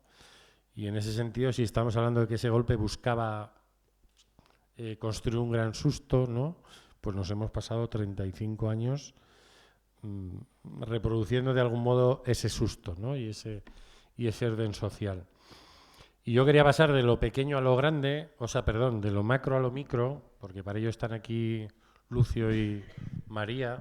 Yo le quería preguntar a Lucio, que estaba, bueno, pues cuando estaba hablando al principio yo creo que un poco así impresionado, ¿no? Por decirlo así, porque son cosas, cuando hablaba Juan de las sensaciones, ¿no? Son cosas a veces difíciles de racionalizar o incluso de ser consciente hasta qué punto te pueden haber afectado, ¿no? Yo para esta sesión he estado buscando a una chica de este barrio, aprovecho y lo cuento por si alguien la conoce, que se llama Arantxa, que me contaron que esa noche, tenía 12 o 13 años, y alguien de la sede del Partido Comunista en el Retiro salió corriendo de Madrid, se llevó las llaves, y entonces esta chica rompieron una ventana y tuvo que entrar a sacar unos carnets y algunos documentos, ¿no? Y he hablado con varias Aranchas, pero no he conseguido dar con ella. Pero a veces no somos conscientes, pero yo creo que has hecho un relato muy así breve de lo que fue el golpe para ti, ¿no? Pero a mí me gustaría que lo contaras con un poco más de detalle, ¿no? Porque esto afectaría a más gente.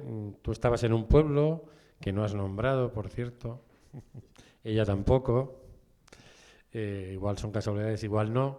Pero yo quería saber un poco con más detalle cómo afectó a más gente, ¿no? Con la que tú tendrías contacto, con la que tenías igual vínculos políticos, ¿no? Y no sé si incluso pensaste, él vive en La Vera, o vivía en La Vera, ¿no? En acercarte a una frontera y salir por allí, ¿no? Que también es curioso el relato que había de gente que trabajaba en las aduanas, ¿no? Por ejemplo, en la Junquera, y como hablaban de donde se veían las colas de luces de coches, ¿no?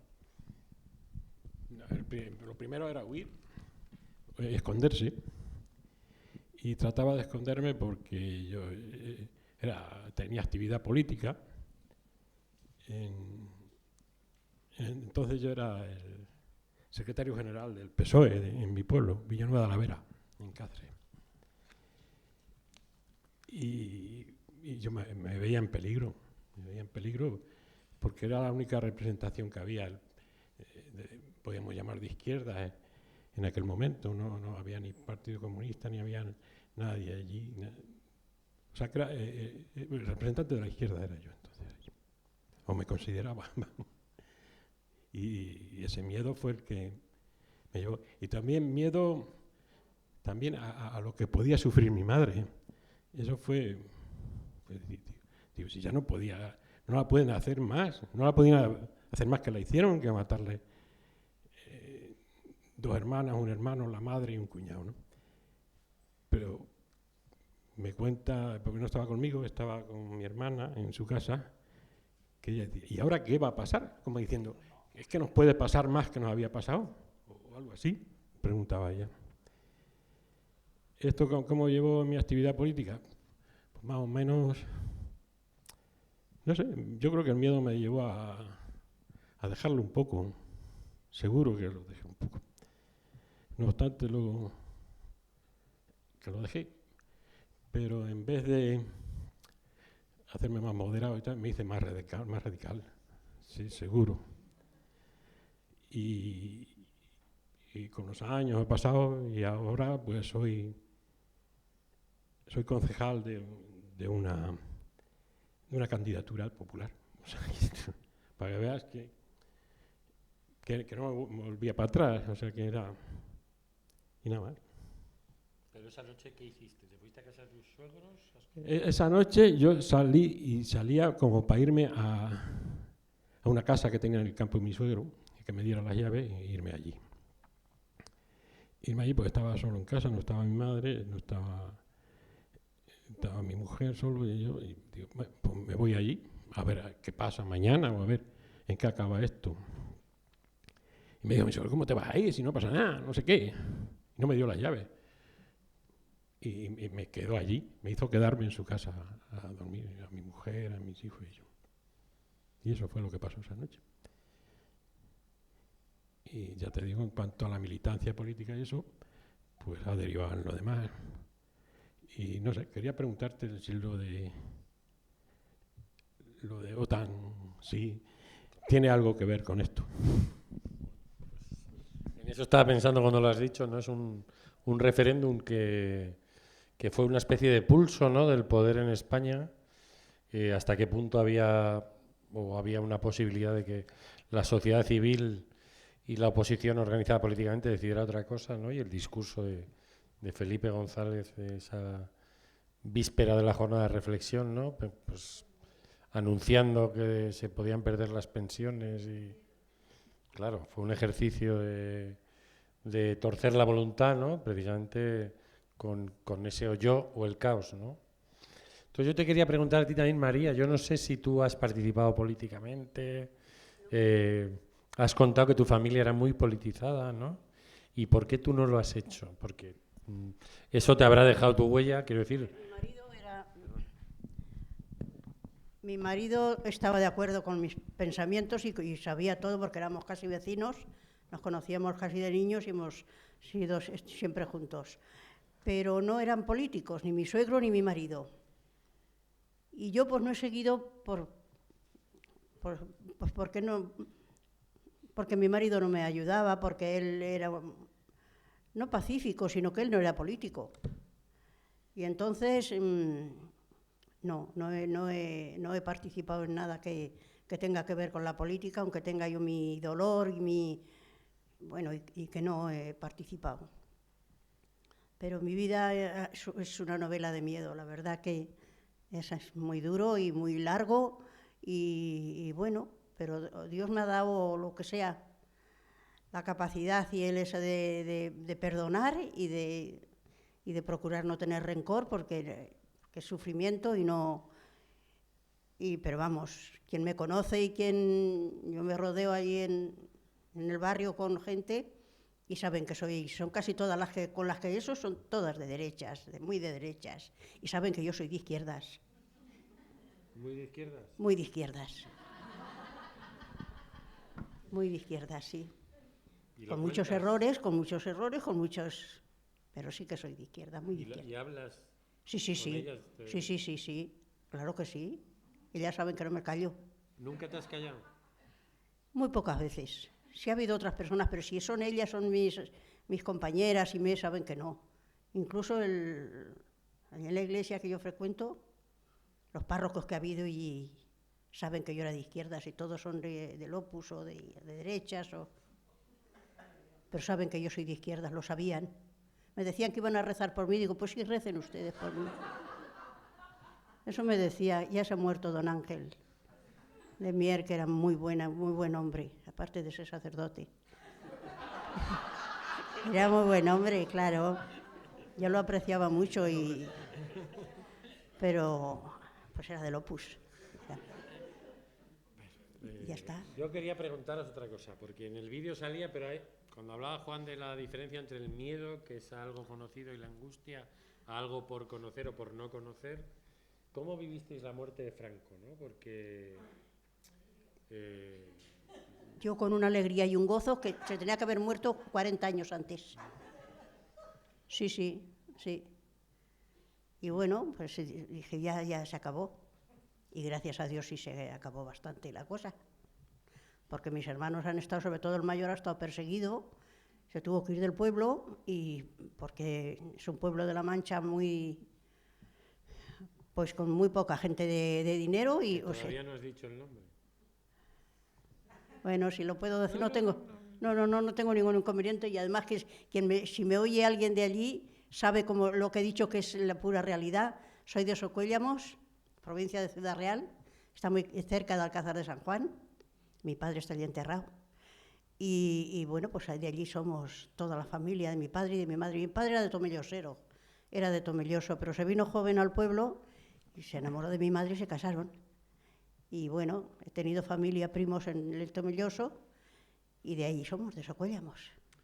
¿Y siempre has votado en todas las elecciones desde que...? Sí, siempre. Ahora estoy un poco reacia, porque los socialistas están muy raros. Se me han colado los socialistas aquí. Pues yo Tu noche del 20. Del 20, pues lo celebré, pero por todo lo alto, con toda mi familia.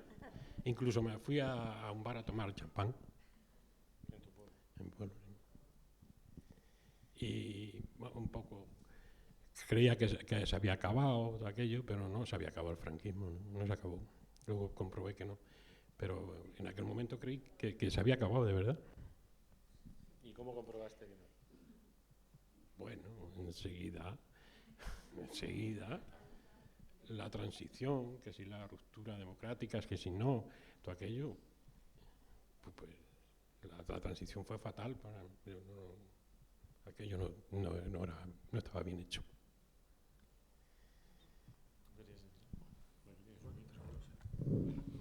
Tengo que decir algo. No, estaba pensando lo de el referéndum de la OTAN y estaba comparando con el plebiscito que se hizo con Pinochet en Chile, que perdió Pinochet, el famoso no. Hay una película interesante que recomiendo de Pablo Larraín, se llama No, del 2012, fue candidata, ha tenido bastantes premios y explica bastante bien la operación. ¿Por qué se gana? ¿Por qué el pueblo gana en ese momento el plebiscito? ¿Por qué no se ganó aquí lo de la OTAN? Mucho más complejo, pero solamente como apunte, se me ha venido así, para conectar un poco con lo que hemos comentado. He estado leyendo bastante sobre lo que pasó en aquel momento. El día anterior Felipe González dice, no solo lo de yo y el caos, las pensiones, sino dice, yo me voy. Que lo sepan ustedes. Lo que se genera es un estado, se pasa de miedo a la incertidumbre, se pasa a la angustia. El error que comete el Estado Mayor de Pinochet es que mantiene el miedo, pero no es capaz de pegar el salto a la angustia porque la campaña del no se lo bloquea. Es una campaña de gozo, de disfrute, de otra cosa. Y pasa por encima, cuando en principio podía estar perdida. Posiblemente en el vínculo miedo-angustia es donde esté el interruptor. Y a lo mejor ahí tenemos nuestra oportunidad. Es decir, no podemos permitir que las cosas tengan la deriva hacia la angustia, hacia la incertidumbre. No podemos permitirlo, de lo contrario, nos pueden. Solamente eso. Bueno, ellos han hablado que son familiares pertenecen a familias represaliadas. Me imagino que Lucio, cuando habla de esa transición, habla de que no le ayudaron, por ejemplo, a buscar a todos esos familiares, ¿no?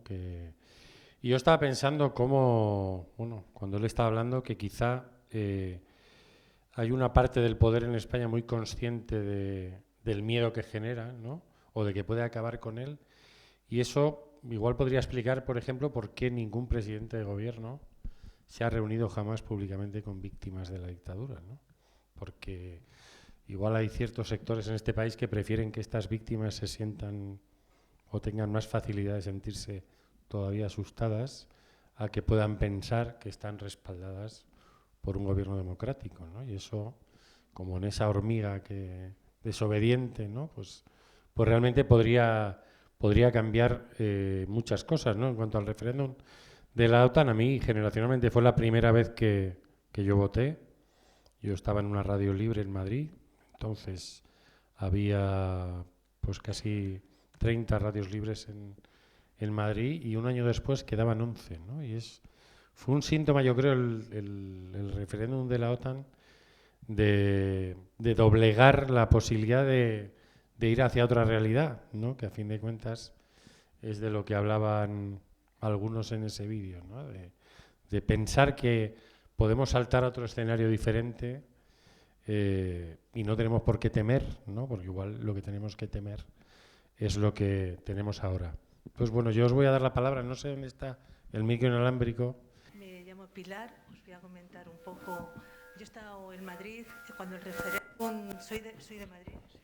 Cuando el referéndum de la OTAN, yo estaba en la Comisión Anti-OTAN de Madrid, que había por varias comisiones. No tuvimos ayuda de nadie, la propaganda y todo la hicimos los que estábamos allí militando en la comisión. Fue un desencanto grandísimo. Para nosotros la sensación que tuvimos, hubo muy poca diferencia también entre el sí o no, si os acordáis. Entonces tuvimos una sensación, nos quedamos bastante deprimidos de cómo había quedado la situación. Para nosotros fue muy importante el discurso que hizo Felipe González el día antes, sembró pánico en el país. Sembró para nosotros pánico, no solamente las pensiones, que él se iba a ir, que las multinacionales, las empresas que había aquí iban a cerrar, se iban a ir.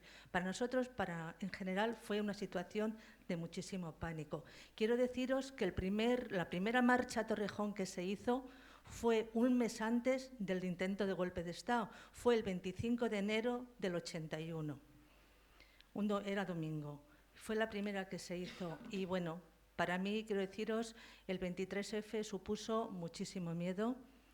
Yo vengo de una familia antifranquista, represaliada también por su ideología. Todos éramos de aquí de Madrid y sufrieron bastante la represión franquista al perder la guerra. Y para mí, el 23F, yo he estado militando. He estado en bastantes empresas, bastante con compañeros de izquierdas desde que tenía 23 años. Y bueno, estoy hablando del año 71 y 72. Entonces, para mí la situación, yo estuve perseguida por la policía por ir a llevar, en el año 72 y 73, iba a llevar comida a la cárcel a los presos políticos. Y nos estuvieron siguiendo bastante a personas que íbamos allí. Luego, para mí, el 23F, estaba también militando, fue una situación pues, de miedo. Yo estaba entonces, trabajaba aquí en la glorieta en Antón Martín, encima de la farmacia del Globo, y estábamos allí trabajando y por la ventana veíamos pasar los coches de policía, las clásicas lecheras que había entonces, meterse por la calle León y decíamos, estos van sin saber nada, porque no teníamos otra emisora de radio, no teníamos la que lo estaba transmitiendo, la investidura de Calvo Sotelo. Entonces decíamos, ¿a qué han secuestrado? Pero en broma nosotras, ¿a qué han secuestrado a los diputados y van a la policía para el Congreso? Y efectivamente, a la hora y pico así, nos enteramos de lo que estaba pasando en el Congreso. Yo, con mis compañeras y algunas amigas y tal, estábamos en la calle Atocha, desde Antón Martín hasta abajo, hasta la estación de Atocha, la gente estaba todo el mundo con transistores, muchos remolinos de gente. Está la situación muy mal. Yo vivía en San Blas y sigo viviendo en San Blas. Y yo decía, yo pensando en ese momento, digo, yo me voy para mi barrio, que seguro que la gente se están allí ya organizándose por todo lo que está pasando. Mentira, cuando llegué a mi casa, me bajé del metro, el barrio no había un alma por la calle, solitario totalmente. Fui para mi casa y bueno, pasé muchísimo miedo, mucho miedo. Tenía cosas en mi casa de militar y tal, y yo no me senté, no dormí esa noche, estaba con mi madre en casa, no dormí, estaba sentada en un sillón hasta ver lo que pasaba por si me tenía que marchar de mi casa por el miedo que me daba. Luego hubo charlas después de lo del golpe del 23F, fuimos a la famosa manifestación que se hizo después del golpe de Estado, la extracción de la gente expresándose. Luego después nos enteramos, yo pertenecía también a la Asociación de Vecinos de San Blas, y nos enteramos que había, no sé, había un abogado muy famoso en Madrid, no sé si le conoceríais, Fernando Salas, o habéis oído hablar de él. Era un hombre muy, no sé, yo le tenía mucho cariño. Y en una charla que nos dio después del 23F nos estuvo comentando que ya la extrema derecha se había repartido zonas y barrios para ir a por la gente a sus casas. Entre ellos estaba Vallecas y San Blas, entre los primeros que irían a por ellos. Tendrían pensado ir a coger los ficheros de las asociaciones de vecinos como los de los sindicatos. Entonces, yo lo que os quiero decir, yo estoy votando desde las primeras elecciones del 77, nací en plena posguerra, en el año 48, y llegué a tiempo a toda Madrid. Yo reconozco, yo pienso muchas veces, y a una compañera mía que es de mi edad, yo pertenezco también a la Comuna, expresos del franquismo, y a una compañera que también es de mi año le digo, nosotras somos de la generación del racionamiento. Nacimos con una cartilla de racionamiento, hemos luchado contra el franquismo y ahora llegamos a la jubilación y nos están racionando la pensión y la seguridad social y todo. Creo que os he dado mi testimonio, mi forma, y creo que ya es mejor dejar la palabra a otra persona. Muchas gracias.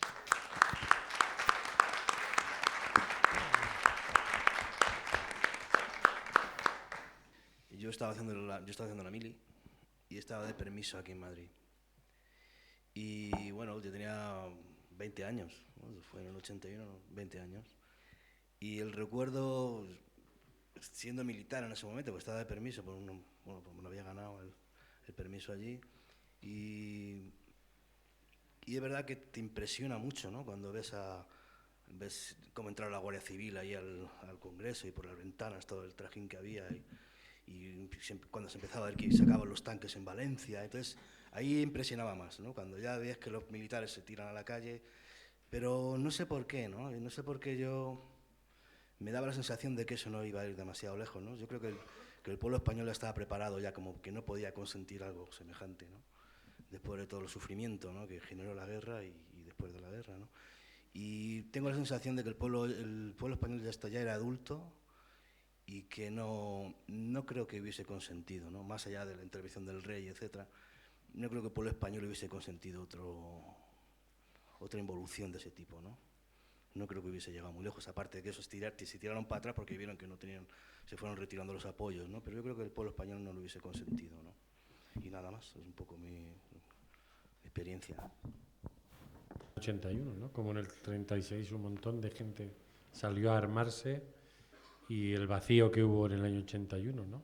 Ese aprendizaje en esos 40 años, quizá porque con el golpe del 18 de julio del 36 había muchas cosas que perder y quizá con el del 81 había poco que ganar, ¿no? Pero la respuesta de una sociedad que ha hecho ese aprendizaje de miedo fue el vacío en las calles, que no hubo una respuesta como en el año 36 que en ese momento pues quizá España fue el único país de Europa que se lanzó decididamente a luchar contra el fascismo, ¿no? Entonces yo creo que ahí había, en todo ese silencio, detrás de ese silencio o de ese vacío en las calles, pues quiero decir, eso está representando una larga historia, ¿no? de aprendizaje del miedo.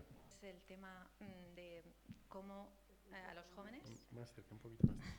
Cómo podemos a los jóvenes ayudar para que no transmitirles ese miedo o esa angustia y para que ellos en cierta medida pues superen eso, ¿vale? Porque veo que se les está bombardeando y en particular a mí me interesa sobre todo todos los jóvenes que ya no se les da oportunidad en el sistema educativo y que están en teoría en posición de indefensión y de más desamparo con respecto a cómo enfrentarse, ¿no? Porque además no tienen casi opciones.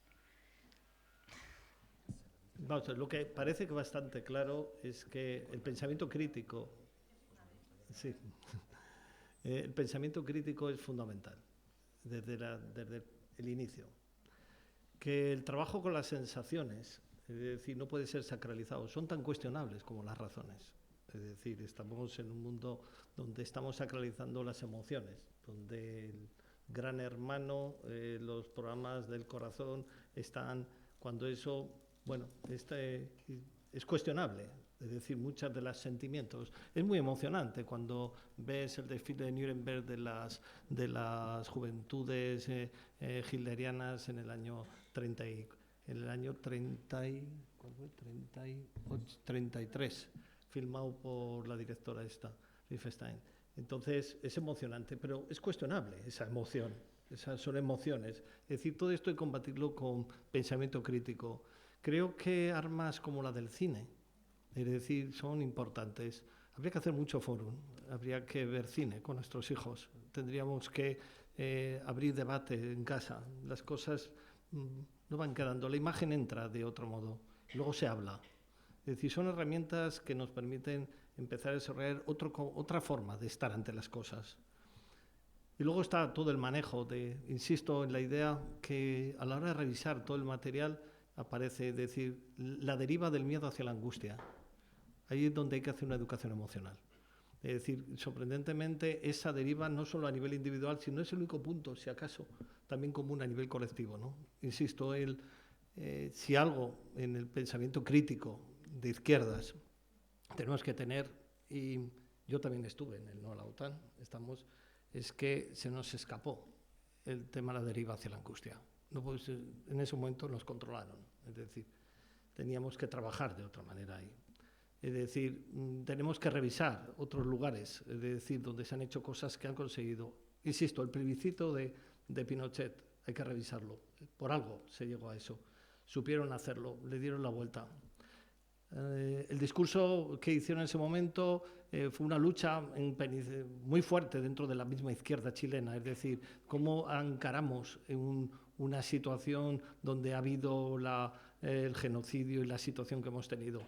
Pues la lucha fue, vamos a dejar de ser unos tristes y vamos a poner las cosas, pero en otro tipo de contexto. Y se pudo, es decir, hay que empezar y creo que los chavales, los adolescentes, nuestra gente joven tiene ideas, y hay que ponerla en juego, y hay que discutir, y hay que hablarlo, pensamiento crítico, la lógica crítica de todo, se nos está olvidando, también en el interior nuestro.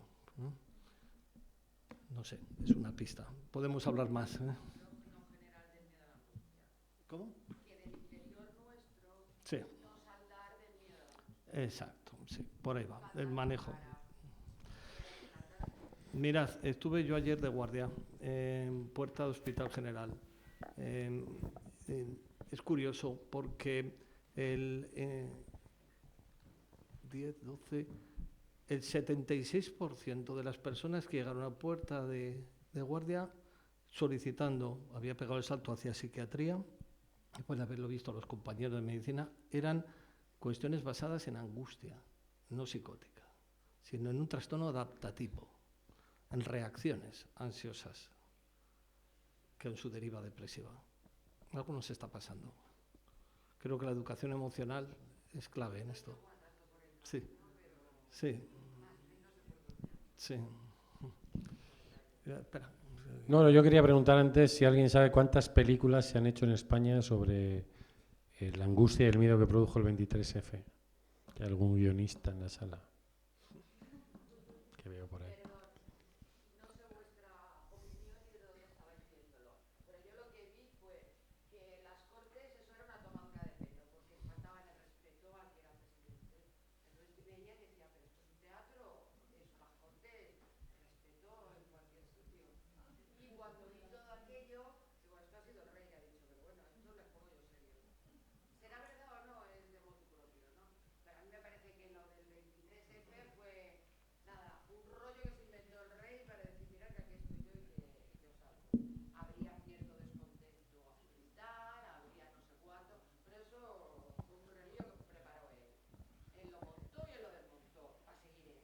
Porque se fue en Suárez, ¿no? Era así, se fue en Suárez y entonces él decía, ¿y estos qué hacen esto? Es que no son capaces de hablar, ¿qué quieren? ¿Un palo? Pues montó aquí Geller de Yuyu, pero ¿de Yuyu de qué? O sea, que no tenía mucho sentido. Ojo, lo vi así y era una joven de 20 y tantos años. ¿Cómo se puede faltar al respeto a las Cortes de esta manera? Y uno harto se mira, que es el presidente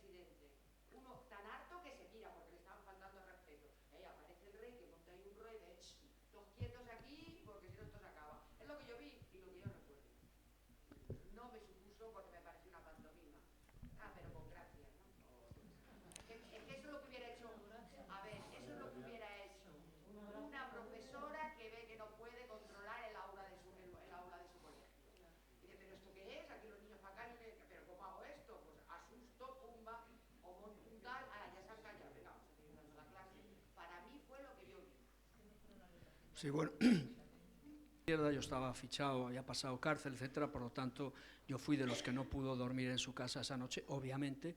La organización a la que yo pertenecía sí dio, obviamente, dimos la consigna de que había que estar toda la noche, digamos, dispuestos a salir a la calle. Lamentablemente los partidos mayoritarios no tuvieron capacidad de reacción, en fin, ahora no voy a valorar eso, pero no hicieron ese llamamiento para que el pueblo se echara a la calle, que lógicamente es lo que tenía que haber hecho.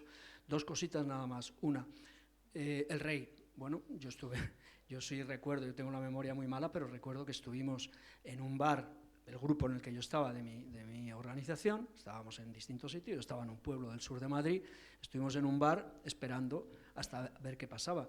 El rey creo recordar que salió a las 12 de la noche, más tarde. Es decir, que el rey se lo pensó mucho.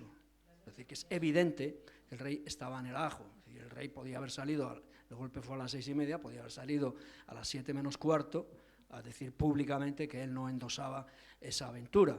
Se tardó 6 o 7 horas en pensárselo. Es decir, que a mí, ahora todo lo que cuentan, a mí en ese mismo momento ya, todo lo que contaron en ese mismo momento de la magnífica, etcétera, posición del rey, era digamos, los hechos desmentían claramente esa reconstrucción o esa interpretación, porque los hechos demostraban que el rey no tuvo lo que hay que tener para salir hasta 6 horas después, cuando yo había que aquello fracasaba.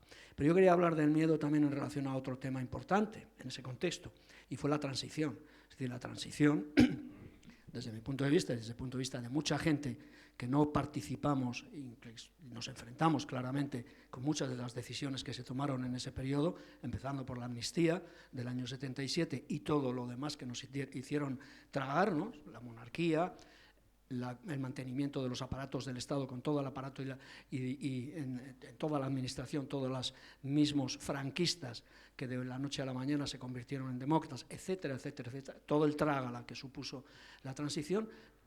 Yo no sé si me equivoco, pero desde mi punto de vista estuvo basada en el miedo, en la angustia que se introdujo, pero no solamente por la derecha y los neofranquistas, sino también por los partidos supuestamente de izquierdas que capitanearon y protagonizaron y participaron, digamos, entusiastamente en ese proceso, en esa modélica transición. En el fondo la transición lo que se nos venía a decir es, cuidadín, tenéis que aceptar el rey, es decir, a la figura impuesta por Franco para sucederle, tenéis que aceptar que no va a haber un solo investigado por todos los crímenes del franquismo, no va a haber justicia, no va a haber reparación, no va a haber la verdad ni siquiera de lo que fue el franquismo. Tenéis que tragar todo esto, tenéis que tragar que todos los mismos torturadores, criminales, asesinos, etcétera, etcétera, van a ser no solamente van a seguir en sus puestos, sino que van a ser promovidos, homenajeados, etcétera, etcétera, etcétera, y están todavía hay algunos vivos. Todo esto se basó en la angustia, en pensar que había eso que se llamaba entonces los poderes fácticos y que cuidadín, no nos movamos mucho porque igual esto se echa a perder. Es decir, el miedo sigue hasta hoy. Que se decía mucho en los años finales de los 70 y 80, ¿no? Del no te signifiques, ¿no? Que en el fondo es un mandato de que tienes que ser insignificante. No sé si vuestros hijos o vuestro entorno, alguien se acercaba a la política y recibía apoyo, silencio o precaución, ¿no? Pues no con una disciplina muy severa, pero vamos, yo a mis hijos los he educado en el respeto y en el perdón si alguien les hacía alguna cosa. Y bueno, pues no mucho más, pues en el respeto y en que fueran buenos compañeros, que ayudaran al más débil. Y de hecho mi hijo, yo no sé, un día se va a dejar los pantalones y se va a venir en calzoncillos, pues se lo va a dejar a uno que los necesite más. Y mis hijas también son muy buenas. Tengo una hija que es profesora de lengua en Getafe y tengo otra que está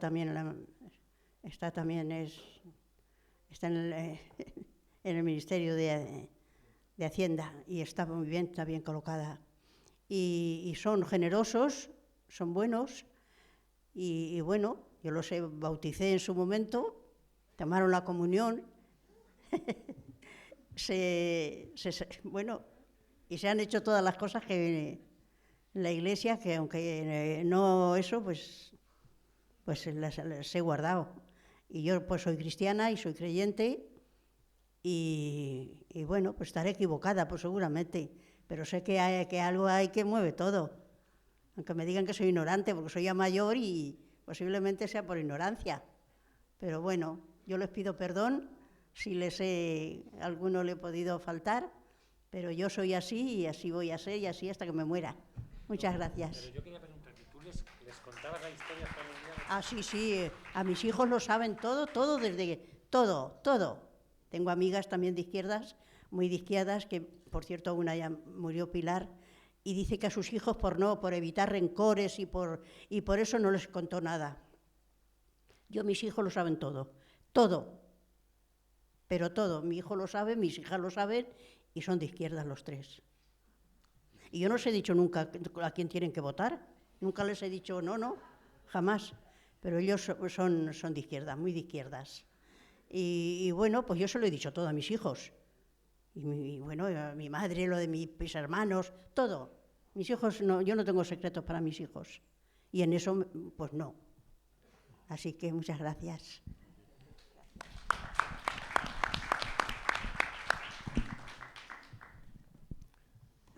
Bueno, como a mí me contaron desde siempre, cosa que no era normal, o sea, yo conocía los represaliados, teníamos la familia contactos y muchas familias no se lo contaban a los niños porque eran niños, porque no tenían que saber esas cosas, pues no sé qué.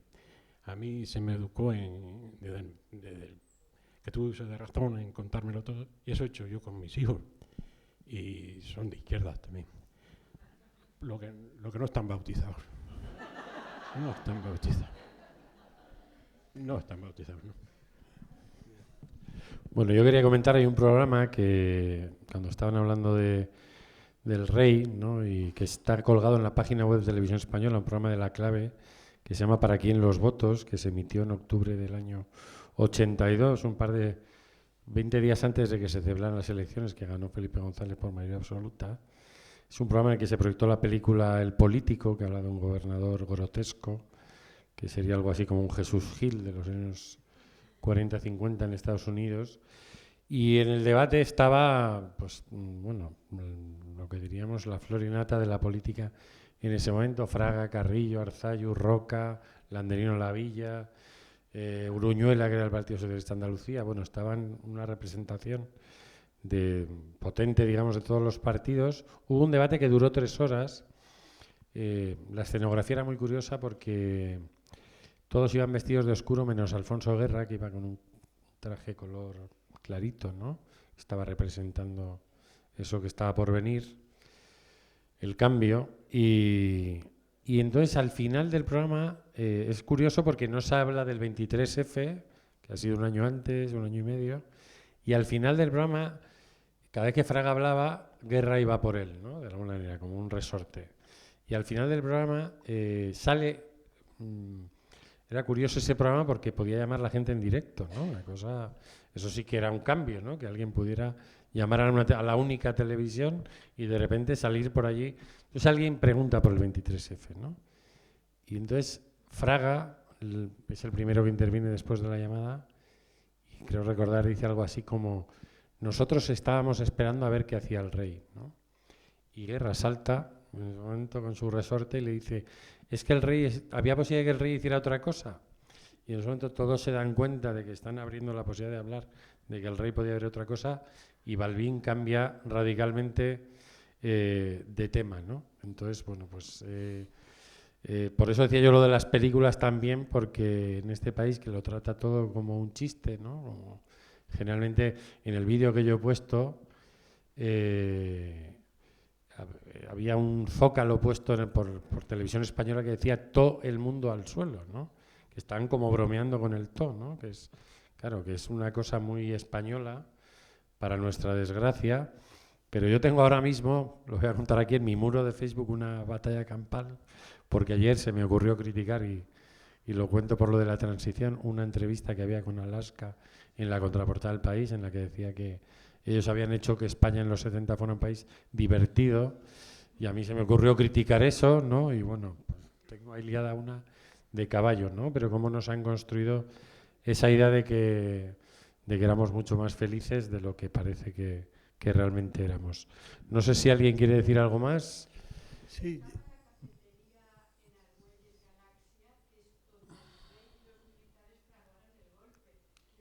Ya no existe. Sí. Sí, sí.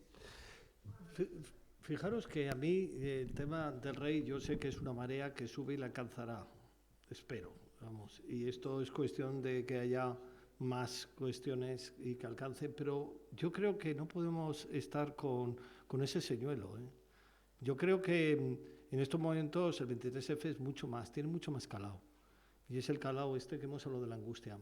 Los compañeros que formaron Wall Street, Occupy Wall Street en Estados Unidos están trabajando, ahora se están organizando para bloquear a Donald Trump en las campañas para que no cree espacios de incertidumbre. Están trabajando específicamente en eso, para que el miedo, porque saben que el miedo pueden combatirlo, la incertidumbre no, la angustia de la población. Obligar a concretar, obligar a hacer determinadas cosas. Yo creo que desde la izquierda debíamos empezar a plantearnos seriamente una reflexión interna, ¿por qué empezar a bloquear determinados espacios, determinadas cosas? Es decir, no puede ser que en el siguiente paso se nos vuelvan a adelantar, como se nos han adelantado, ¿no? Creo que tenemos que empezar a plantearnos esto. Lo del rey está bien, pero vamos a pensar más. Ocurrieron muchas cosas después del 23F, muchas, y nada fue igual. Leamos, veamos, a ver si hay una película.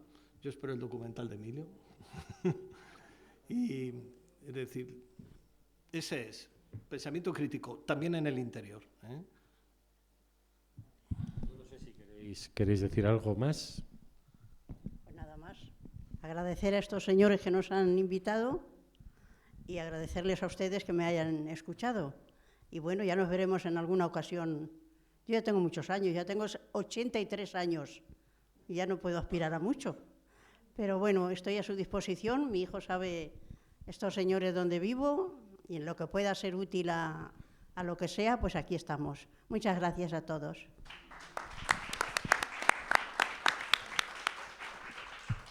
Pues estoy contento de estar aquí, sobre todo porque había cosas que no sabía y sobre todo